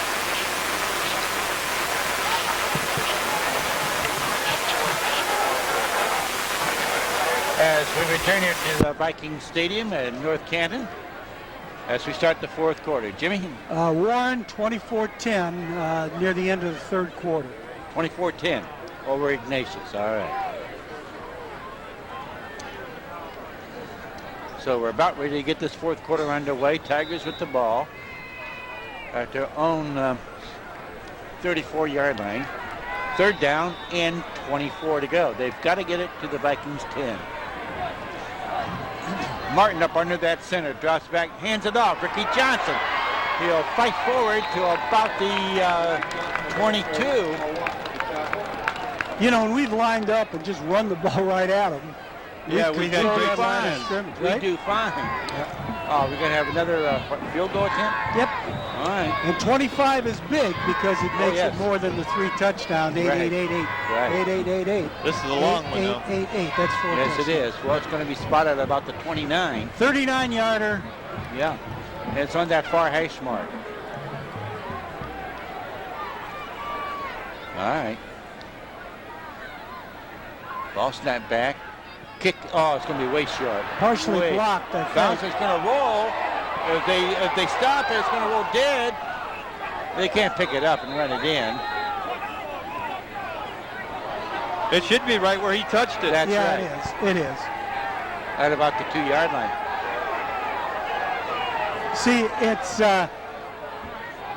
Yeah. It is not what It's just happened like a last punt. week. It was Right. blocked at the line of scrimmage. This Right. ball was partially blocked. Okay. Nobody touched it downfield for Hoover. So Right. now that ball rolls dead down to about the 3. So that was better than a punt. Very Oh, good yeah. job of coverage by the Tigers on that field goal. 11:08 to go in the ball game. Hoover's got to go up top, and they've got Lukens flanked out already. Well, here he comes back in the huddle. All right. Fourth quarter just underway. Looked like they're trying to do the old Carpenter Now lonesome here they end. come with a late sub. Now, are we going to get a flag on this? Apparently not. All right. Savage up under that center. Hands it off. Throwing the ball back at the goal line. I believe the Vikings fell on it. Guys, that was Mike Wright at the tailback spot, and he got to the line of scrimmage, but he didn't have his package with him. Ball dropped out, and he jumped back on it at the 1. All right. Second down and 11 now, or 12 really. You know, you would think they'd be a little bit in a panic mode here and just be going up top, wouldn't you? Even though they're on the 1, what's the difference? I know. Irby's in there, so you got to look for that sweep with Irby. I-back Savage with it. And there it is. And there it is. But he's going to be brought in the end zone for a safety. Tony Graves. So that's the second safety of the ball game for the Tigers. At home, this has been the Tigers' defense on top in this ball game, 24-0. Wouldn't you agree, Bill? Yes. Well, you understand a little bit why Coach Hurtler was running that play. It's been their most successful play from running play from line of scrimmage. Tried to bounce it outside, but this time Tony Graves was ready for it, shot the gap, tackled Irby, the fastest of the Vikings so far tonight, although I guess in track, Lukens is the fastest, but Irby has had some great cuts tonight. Got that football speed. No, absolutely, a real quick speed. Here's a little old-time coaching point. You know what I'd do? I'd onside kick right now if I were them. They're down 24-0. They've got to get the ball back. They need 3 scores plus 3 2-pointers to tie this goofy thing up. So why not try for the onside kick? Yep. Good point. And the Tigers have a little bit of a hands team up there. Good job, Coach Shepis. They've got all hands people up front. And they're playing up too, just in case. All right. And I think that's what you're going to see. Joe, here it comes.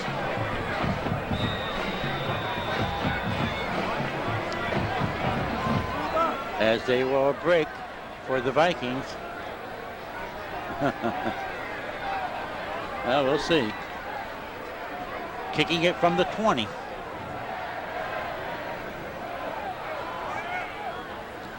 Yeah, it is short. Picked it up. That's Ricky Johnson with it. And he'll be brought down at about the 45, 46-yard line. They tried to pooch it about 20 yards downfield, 25 yards downfield into an open spot. Ricky Johnson there picks it up. Tigers with the ball on the near hash mark, moving from our right to our left in those orange uniforms. Ball on the 47 of the 47-yard line. What do we got for time, Bill? Well, we've got 10-18. Tigers with Twins on the right side. Martin back into the shotgun. And he'll give it to Woods on that right side and then brought down just as he gets about the line of scrimmage. Close to a face mask there. Yep. I think he had it from behind, Joe, right along about the shoulder pads. Lukens, great closing speed. Man, you know, we've seen some on our opponents this year, some really athletic moves. Yes. The Gonzalez kid from Ignatius, this kid, speed, the name of the game. We cannot get outside on this ball club because of Lukens. All right, Martin into the shotgun, back to Martin, drops back, wants to put one up. This one is incomplete. Tried to hit Jordan, but a little bit overthrown. Ashcraft is down. Yeah, there's a little bit of a crossing pattern. He bumped into the defender, and I think caught that crazy bone as he came across, hit that elbow. As you pointed out, Jimmy, Tigers have had most of their success running the ball on straight-ahead plays, quick hitters right up the middle. 3rd down and 10. Yeah, tough to sweep when you've got that speed off the line. Lucan's right in the middle, just shadows the ball. All right, Ralford's going to split to this left side along with Helsholt. Martin into the shotgun, gives it to Ricky Johnson. Cutting up across the middle, crosses midfield to about the 47, 48-yard line.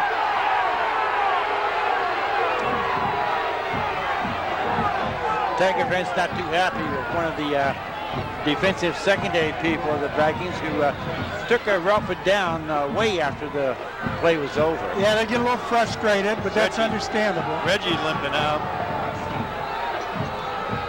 All right, so punting situation. Savage dropping back at his own 40-yard line.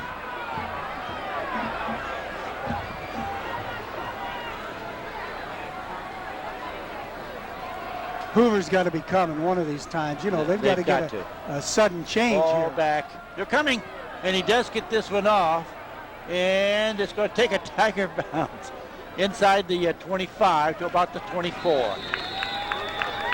Well, that defense anxious to take the field, huh, guys? They're excited, pitching a shutout up 24-0, 8:52 to go, and they've been totally in control of this thing. What was that score? All the screaming. Perry 7, Dublin Scioto 3. 7-3 Perry over at Dublin Scioto. Is that what we just got here? No, this is... the winners? Okay, we'll get to that. It's Perry trying to run the world over here. You know how he is. Well, he's got his hands full. Here we go. Savage drops back, wants to put one up. Over the middle, and incomplete. Tried to run a deep curl. He was open. The ball was thrown low. Right onto the turf and rolled through him and past him. That stops the clock at the 8:46 mark of the 4th quarter. Congratulations to Jennifer Williams, wins a Capolini gift certificate, Jennifer from Massillon, and also Ken Paulus from Massillon wins a Rockney's gift certificate. Turner in the ball game and linebacker in this passing situation. 2nd and 10, I-backs. Savage drops back, again wanting to put it up. Now he'll keep it himself and brought down as he gets back to about the 30-yard line. Wow, that time was the old nutcracker as Marquise Watkins, Marquise Johnson both in there to sack the quarterback as he tried to break contain. 3rd down, and we'll make it about 4. Savage again up under that center. And this pass is incomplete. Tried to hit it out to Black to Lucas. He came up holding it, showing it to the official, but it took a one big bounce to him. The official said, yeah, that's a football, pass incomplete. Whatever. And the official right on that one. He was right where he should have been. And 4th down and 4. They're going to be going for this. I would think they've got to. Billy going back deep, but I don't. And they are. Savage up under that center now on 4th down. And he will drop back. He wants to put it up. Over the middle. Caught. Did he catch it? Yes. Yep, for the first down. And just enough for the first down. So it's a big, big catch. That was to Manuelis. Is that right? Celis. All right. 1st and 10 for the Vikings on 4th down. You talk about a must situation. Well, they got one. They're in their 2-minute offense. Savage drops back. Wants to go deep. And this is way overthrown. Out of bounds. Great coverage by Brian Hill again on Lukens. Lukens must have run 300 miles tonight. Just think about that. Joe, every defensive play, plus going out for passes.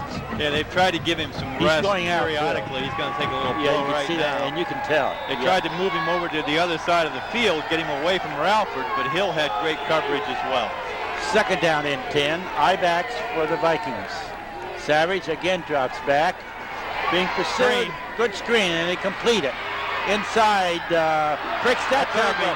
Along that near sideline, breaks that tackle to the 20. Inside to about the 18. Crable on the tackle. Several Tigers had shots at him. Why he isn't a more important part of their offense, Joe, huh? Yeah, he's got that great football savvy. He runs and cuts. He's got, they call it running with wiggle. Into the ball game for the Tigers, McClendon in the middle, replacing Marquise Johnson. So again, the Vikings trying to put something on the board here. 1st and 10, 7:47 remaining. Tigers lead this one, 24-0. I-backs. Savage drops back, being pursued. Now throws it complete, and then brought out of bounds. No, he stays inbounds, and he's going to pick up about 2 yards on the completion. Yeah, hit the tight end in the flat. Relford came up and put a stick on him. Actually brought him out of the backfield. 2nd down, we'll make it 7. Clock continues to move. Again, Savage dropping back, and incomplete. They ran full protection that time, kept 2 blockers in the backfield, a pro set, just an outcut, but ball was down and outside, low and outside. 3rd down, 7. Clock stops, 7:18 remaining. And Irby's not in the ball game, right? Lukens is back in now. Warren, what is that? 16. How can that be? No, Warren 24, Ignatius 10. You print terribly. Savage Barry. drops back, hands it off. No, he's dropping back, now rolling to his right. He's keeping it. And brought down. Short of the 1st down. Yeah, it's at the, that's the 15, I believe, over there. You know, when Perry writes IG, it looks like 16. You know that? Whatever. Yeah, no. There's a number after it, though. All right, there's a timeout called by North Canton on 4th down, and they're going to need about 4 for this. And well, their last down, they went with it. I'll tell you what, guys, we're going to take a break, and we'll be right back after this timeout. Southern Italian cuisine at an affordable price. Capellini features an entire line of made-to-order sauces, warm, Well, I guess that's over. You have to do a new one before. Well, you got to get the DVD player right here. We'll do that right at, you got the DVD player. We'll do that right at the end of the game. and a two-jar loop after getting a face full of wilting linebacker. That's Dr. Vic Mosher of Wales Avenue Vascular to keep you on top of your dental health. Dr. Mosher starts We're going to do a little crossing pattern out here. by offering the very latest in dental methods, such as the electronic anesthesia.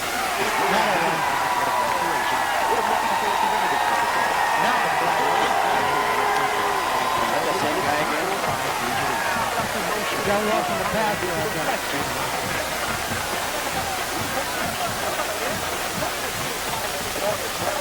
Dead ball.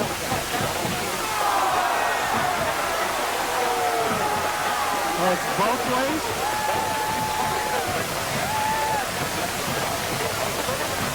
I bet it's both ways.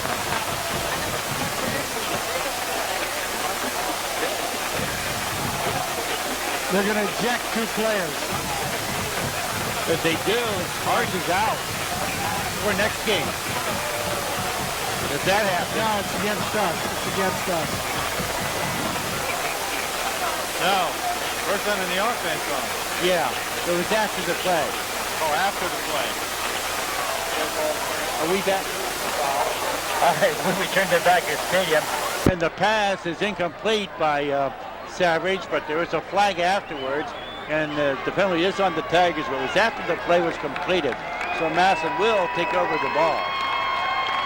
And he will have it. Well, let's see where they're going to spot it. Well, that's a crazy penalty, but that's okay. Where do they have the ball? I can't see him. About the 6. 6-7 yard line. 6 yard line? Yep. All right. Ball handed off. Crossing the 10 to about the 11, and that was Woods. 6:50 to go, 4th quarter, 24-0 Tigers on top.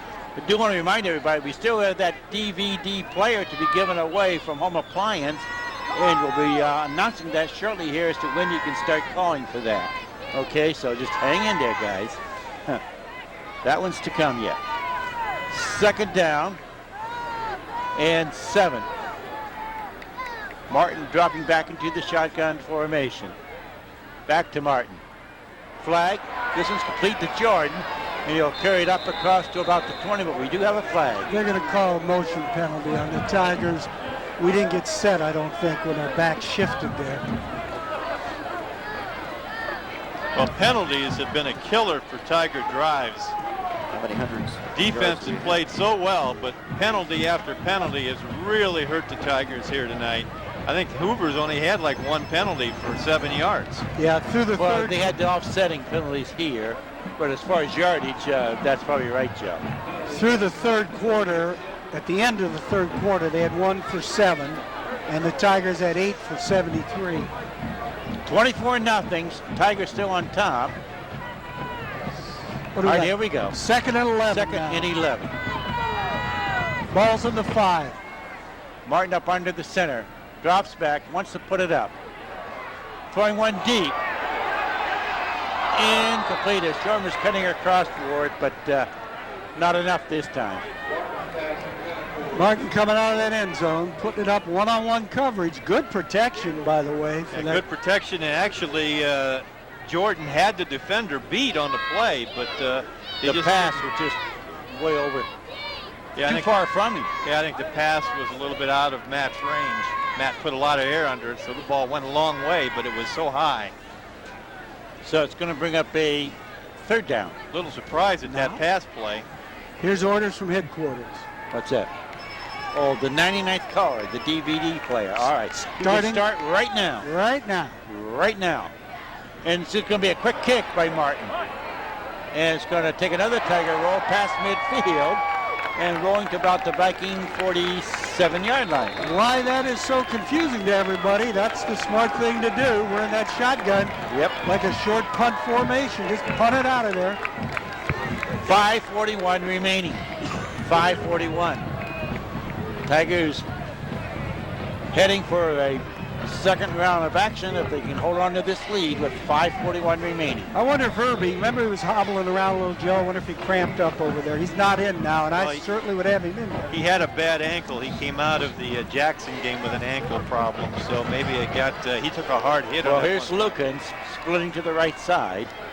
Eye back, Savage, the quarterback, drops back. And he's going to put one up, and it's complete. And then brought down at about the 46-yard line of the Tigers. Looked like Jarvis on the tackle. That was to Kublius. 24-17, Warren on top. What's that, about 7 minutes to play in the ball game. Split back, Savage, the quarterback up under the center, drops back. He wants to go deep. This one it is a flag. Now what are we going to call? Oh, don't say that. You got to be nuts. No way. If he's going to call interference from the Tigers, he was in front of the player. No, it's offensive interference. It's got to be. Yeah, because Offensive Billy was interference. inside position. All right. Tried to go to Lukens on that far side. Billy had inside position on the all the way. Perfect coverage. Lukens came back over Billy to try to get the ball and picked up the interference call. Made a great catch, but with a little push off to get that leverage. I mean, it's only Lucan 6'2" and Relford 5'7". It's astonishing. It is. It really is. Well, that'll move it back down to the Viking 39-yard line. Is that a loss of down in high school? It used to be passing penalties against the offense. The loss of down, but I guess not. All right, it's still second down then. Eye backs. Again, Savage drops back. It's going to be a screen, but incomplete. He overshot Irby. He tried to get Irby out there on the left side, but Tigers came with a full blitz. And in his anxiety to get the ball, just let him a little bit too much. Irby couldn't pull it in with one hand. Third down, 17. 5 minutes exactly remaining. Still 24-0. Lucan's back in the ball game. 3rd and 17. They've got to have him in there. You got to believe they're going to be looking for Lukens. Yeah. He splits to the left side. Kublis splits to the right. Ibach says Savage will drop back. He's going to hit his back in the backfield. And so is everybody else. Yeah, so is everybody else. He's going to lose about 3 or 4 yards. Was that her? Yes. Well, now they're looking at a 4th down play. 4th and 17. It's longer than that. Yeah, 4th and 21. 4th 21. Okay, 4th and 21. Ball on the 36-yard line. And they have no choice. They have to go for this. Yes. With 4:30 left in the ball game.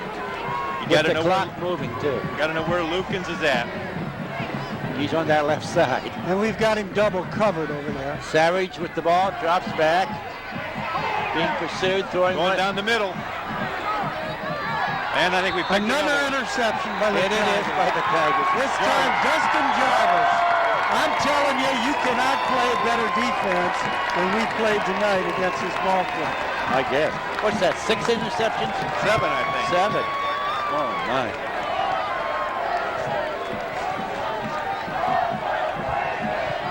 Dublin is on Perry's 8-yard line with 1 second to go, trailing 7-3. Oh, my God. So there's going to be a finish to that one. Oh, I guess. Wow. Oh, man. Well, into the ball game at the tight end spot, Keith Wade for the Tigers. And we got to run this thing out. 4:12 to go, right, Joe? Yeah, just keep it on the final. Perry 7, Dublin Scioto 3. So it's going to be the Panthers and the Tigers, it looks like. All right, Tigers with the ball. Hands it off. And this is who, Johnson. Ricky. Okay. Gets a yard or two.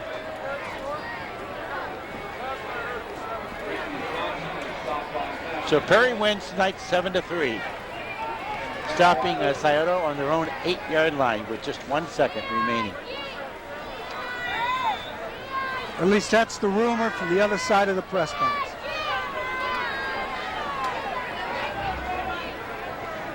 .339, clock ticking away, 24-0, Tigers on top. Terrific defensive performance. I guess. High backs for the Tigers. Now we got another flag. It took a lot of time. Well, yeah, but that That's was not the him. linesman. Yep, it was the head linesman. And we're going to step it up. Offside on the Tigers.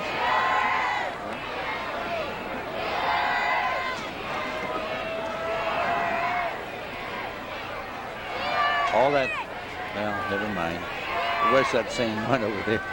Yeah, they're all being called from the same side of the field. Coach Shepis continues to talk to this official, but we're getting nothing called from this side of the field. That's but right.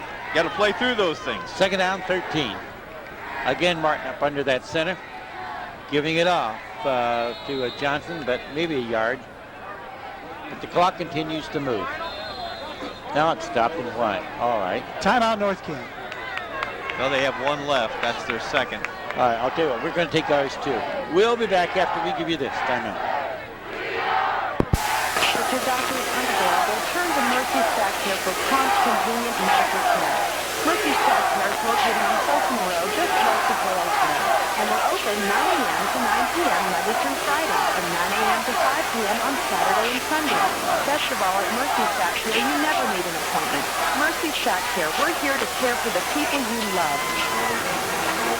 How do we get an extra point? Located in We got downtown 25 Nashville, left the now. Alibi Did we has get the 25 best seat in 24? town. The Alibi offers great service and a great time. That's So just whether you're celebrating a bonus victory or points. consoling a loss, the Alibi is the place to be.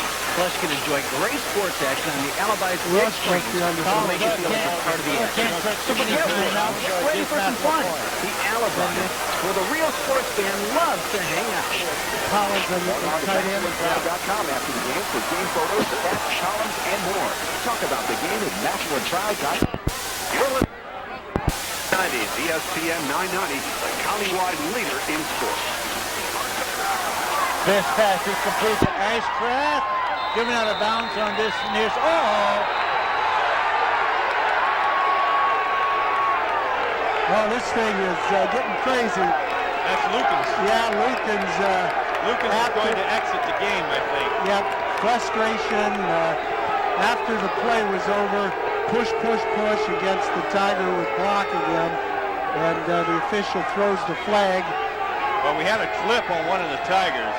First of all, we had a pass completed to Ashcraft for the first down. Then a flag that was a hold, is what they're calling on the Tigers.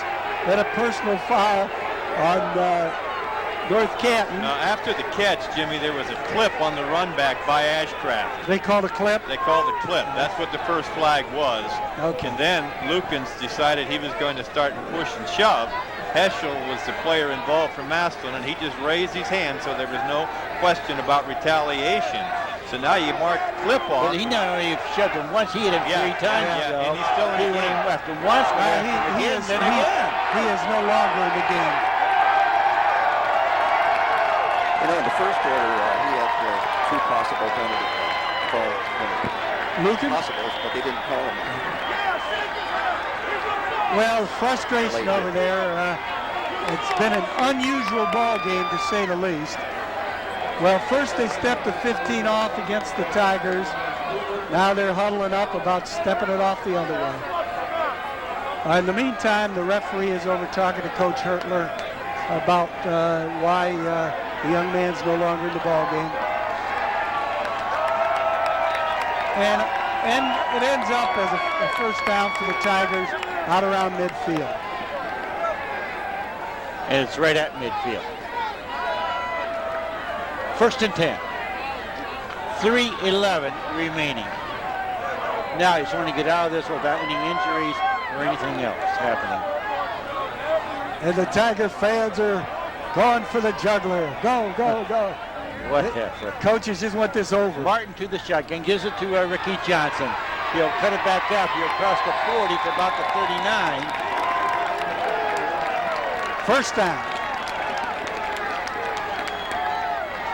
That's great. JP, who goes over 300, just got helped to his feet by little Alex Ramsey, 5'8", 162 pounds. JP's limping a little bit.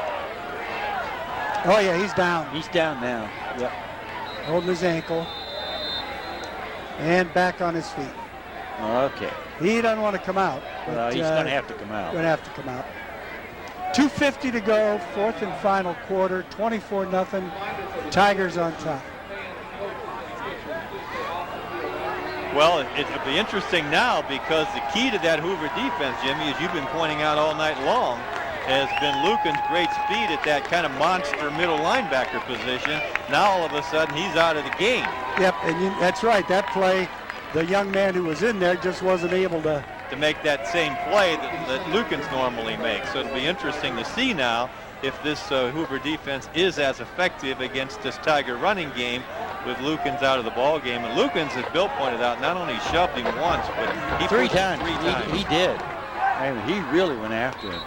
Now Matt Martin wants a timeout because we're short a tackle. Okay. And no matter how good your offensive line is, it's better to play with a full team. Yeah. Now, First of all, you got to have 7 on that line. Coach Shepis is going to go explain to him that maybe we aren't short a tackle. I think Wade was meant to be the tackle. Right. But Wade's been playing tight end, and Martin saw him there, right? Right. And said, oh, tight end. Nope, Because there was a player there, so Yep, exactly. Matt just wanted to know what was going on and wisely called timeout to be sure. 2:27 to play in the ball game. 24-0. Tigers lead. Massillon with the football on the Hoover 39-yard line, looking at 1st and 10. Do want to pass along a final we have in. It's Perry 7, Dublin Scioto 3. Scioto had the ball at the Perry 8-yard line with 1 second remaining, but the Panthers stopped them. And so the Perry Panthers into the semifinals next week. And now looks like they're going to be meeting these Massillon Tigers. And of course the OHSAA will give you the site for that next Saturday night, but I'd almost be willing to bet you we're going to be at Fawcett. Where else? All right, here we go. Martin back into the shotgun. Gives it to Ricky Johnson. See, Joe, on then this you're right near on. side, and he'll come out of bounds at about the 31-yard line. Just as you said, Joe, right on. Unable to catch up with Ricky Johnson, the young man that's covering him. Well, the thing we have to worry about right now is J.P. Simon and exactly how badly he's injured. He's seated on the bench directly in front of us, and it looks like it's an ankle. Yeah, that's what it was, which is good, really. If it has to be something, it's better the ankle than the knee. Oh, absolutely. Jordan's going to split to the right side. Ash flanks to the right. Martin back into the shotgun. Heschel's also flanking to the right side. Ricky Johnson, the lone back, and a give, and it's to Ricky Johnson. Cutting on that right side now, and brought down. Going to lose about a yard. Nice play, nice tackle out there by Jimmy Pope. And I think we got a flag on the far side. Well, that's where they've all been tonight. Yeah, I think we had know. a procedure, an alignment issue with the Tigers. I don't know if we had, no, hold. They're calling. I think it was looking at North Canton. I think they're calling a hold. On But- North Canton. Nope. No, it is going to be against the Tigers. Same Oh, official my. again. Yes, it is. Same guy. Amazing. All right, back to the 41. It is amazing. Well, that's what you got to do. So we've got 2:04 to go. Clock ticking away. 24-0 Tigers on top. Offset backs for the Tigers as Martin drops back into the shotgun. Back to Martin. This one's complete to Ashcraft and brought down immediately. He has it at the Hoover 34-yard line. Going to bring up a third down. Guys, Ignatius had an opportunity to tie up the game at Warren. It was Warren 24, Ignatius 17. Ignatius just fumbled at the goal line. Oh, my. So it's still 24-17. Oh, my. Is that the... Here we go. Third down, 4.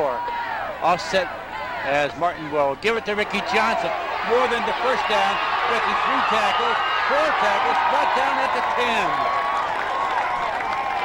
What do we got? Oh, the DVD player. Again, they're saying 150 calls. Over. John Kennedy of Massillon wins the DVD player. All right, John. That's a great prize. Courtesy of Home Appliance. We thank the Home Appliance people. The DVD player goes to John Kennedy of Massillon.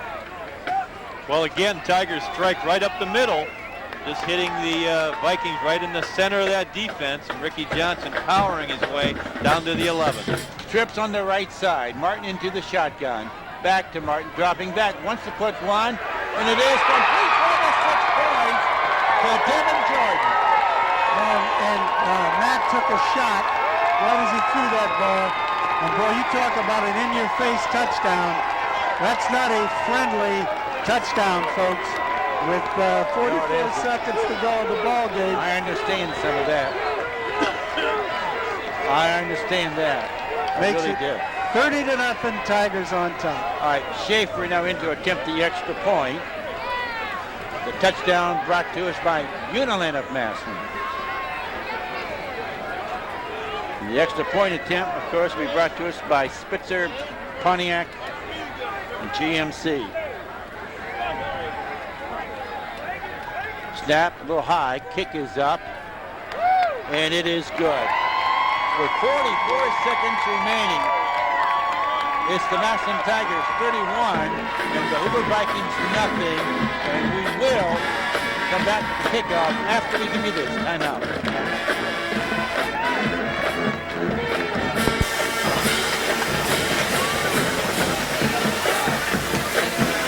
Hang on, guys. I don't want to take it.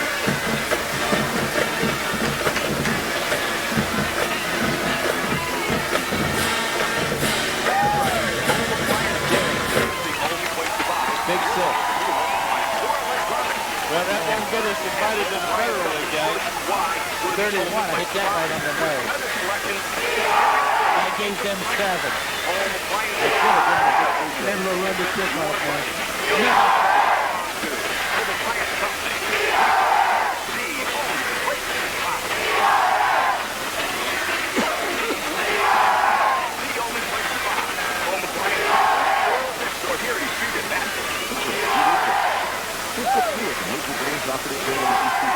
Visitors showing in at 10:16, Big Avenue Unification, see for yourself.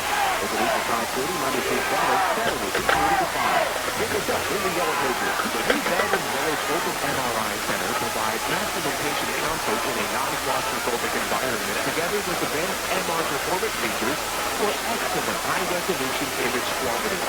We here at the new Belden Village Open MRI Center are dedicated to solutions.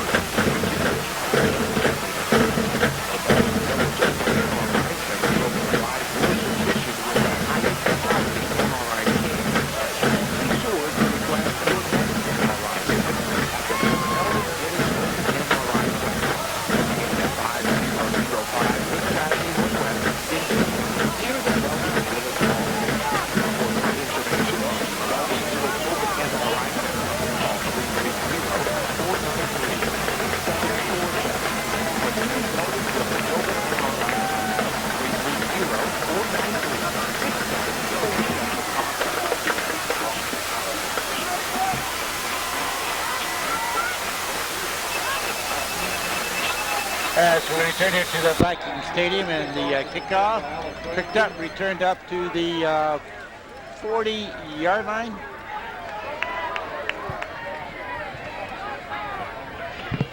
Looks like, it at the 41. Looked like right on that return. 36 seconds to go, clock stopped. Tigers on top, 31-0. All right. So spotted at the 41. First and 10. Hoover brings in a different quarterback. Number 3 goes into the ball game at the quarterback spot. Brian Drunkenbrud, he's a junior. Irby will be flanking on the right side for the Vikings. Drunkenbrud into the shotgun, drops back, left-hander. Up. Looking for somebody else, pass it over the middle, complete. Breaking that tackle and then brought down up at about the 45 or 46-yard line. Actually knocked down by one of his own teammates who came up from behind the block and fell into him. And that was Andy Keys. I'm sorry, guys. Drunkenbrud was out here as a flanker. Andy Keys is the quarterback.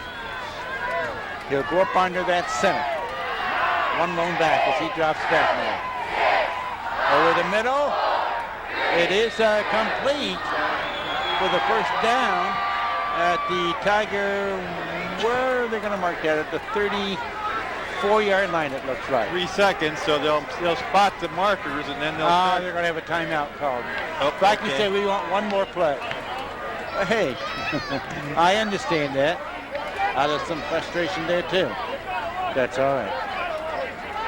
Well, obviously that last call by Rick Sheffus on the 11-yard line, interesting call. The 11 line. I think that was some of a frustration call too. Don't think that'll get him an invitation into the Federal League though. Well, that's okay with me. Am I allowed to say that? I don't think he's concerned. I mean, the last place I want us to be is sitting in that Federal League, but that's okay, sports fans. Just my opinion. Everybody has their own opinion, and you're entitled to it. All right. Well, got to go for it all. He is dropping back, shooting one long down this sideline, and it is knocked down. And that is the final play. Almost intercepted again. Although we got a flag here. We got a flag over there in the middle. Amazing. That's for the official. That's amazing. Well, we'll have to play Tiger Rang again. Offensive pass from the Tigers. The Tigers are trying to get another play.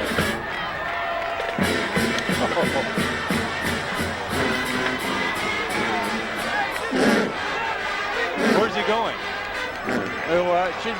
It's supposed to be 15 yards. Yeah, but the ball was back on the 34-yard line. Should be on the 15. It's bound on the 10. What in the heck? They're not sure. I think they're so confused. All right, we still have a play. Just get it over. Up under that center. Drops back. Throwing one. It is incomplete. Now we've completed the game. All right, strike up the band again. Watch as the two teams go out to the middle of the field, congratulating each team for making it to the playoffs.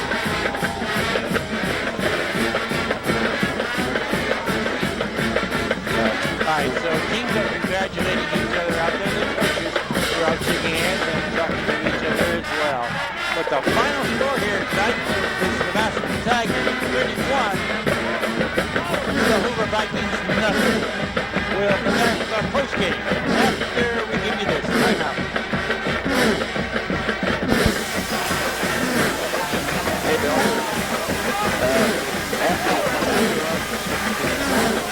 After our game, we're going to replay the entire What? After we're going to replay, the replay the entire Marshall game. All right. What? You don't believe that, huh? Who cares? Yeah, I don't. Two words to define the things of Massillon Tiger Sports: tradition and excellence. The 1958 has taught to build the same tradition of excellence. And now in 2002, I got a grandson that plays JVs here. I don't think he got into it. brand new location For North Canton. shopping center. On the kickoff, He was supposed to be playing special teams. He was supposed to be on special teams, but I didn't see him.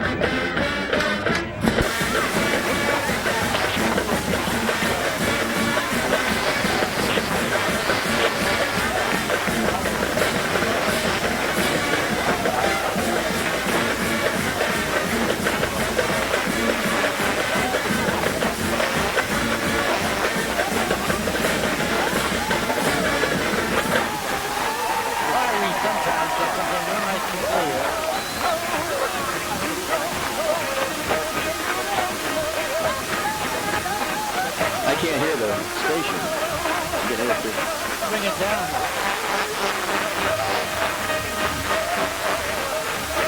That's too much. Is it on 990? Oh yeah.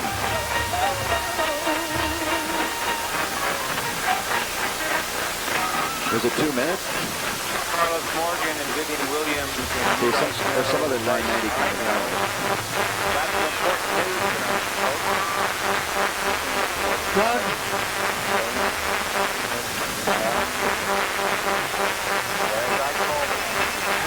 All right, as we do return here to the Viking Stadium, where the Tigers win at 31-0. And Jeremy, let's go to some of the stats. Okay, guys. Okay. First downs rushing, 6 for each team. Tigers had 10 through the air, Hoover 4. Hoover had 2 through the penalty route, 1 for Massillon that way. 17 first downs for the Tigers, 12 for Hoover. On the ground, Massillon ended up with 95 yards rushing. Hoover 110. That's hard to believe, isn't it, as you saw the ball game. Through the air, Massillon 16 completions, 24 attempts, 202 yards. Hoover threw the ball 30 times, completed 8, and threw 7 interceptions. Boy. Amazing. Total yards, 297 Massillon, 208 Hoover. Some individual stats, Ricky Johnson, again, hard to believe, he ended up with 131 yards. You know, it looked like hardly making anything. His long gainer was only at 21 yards.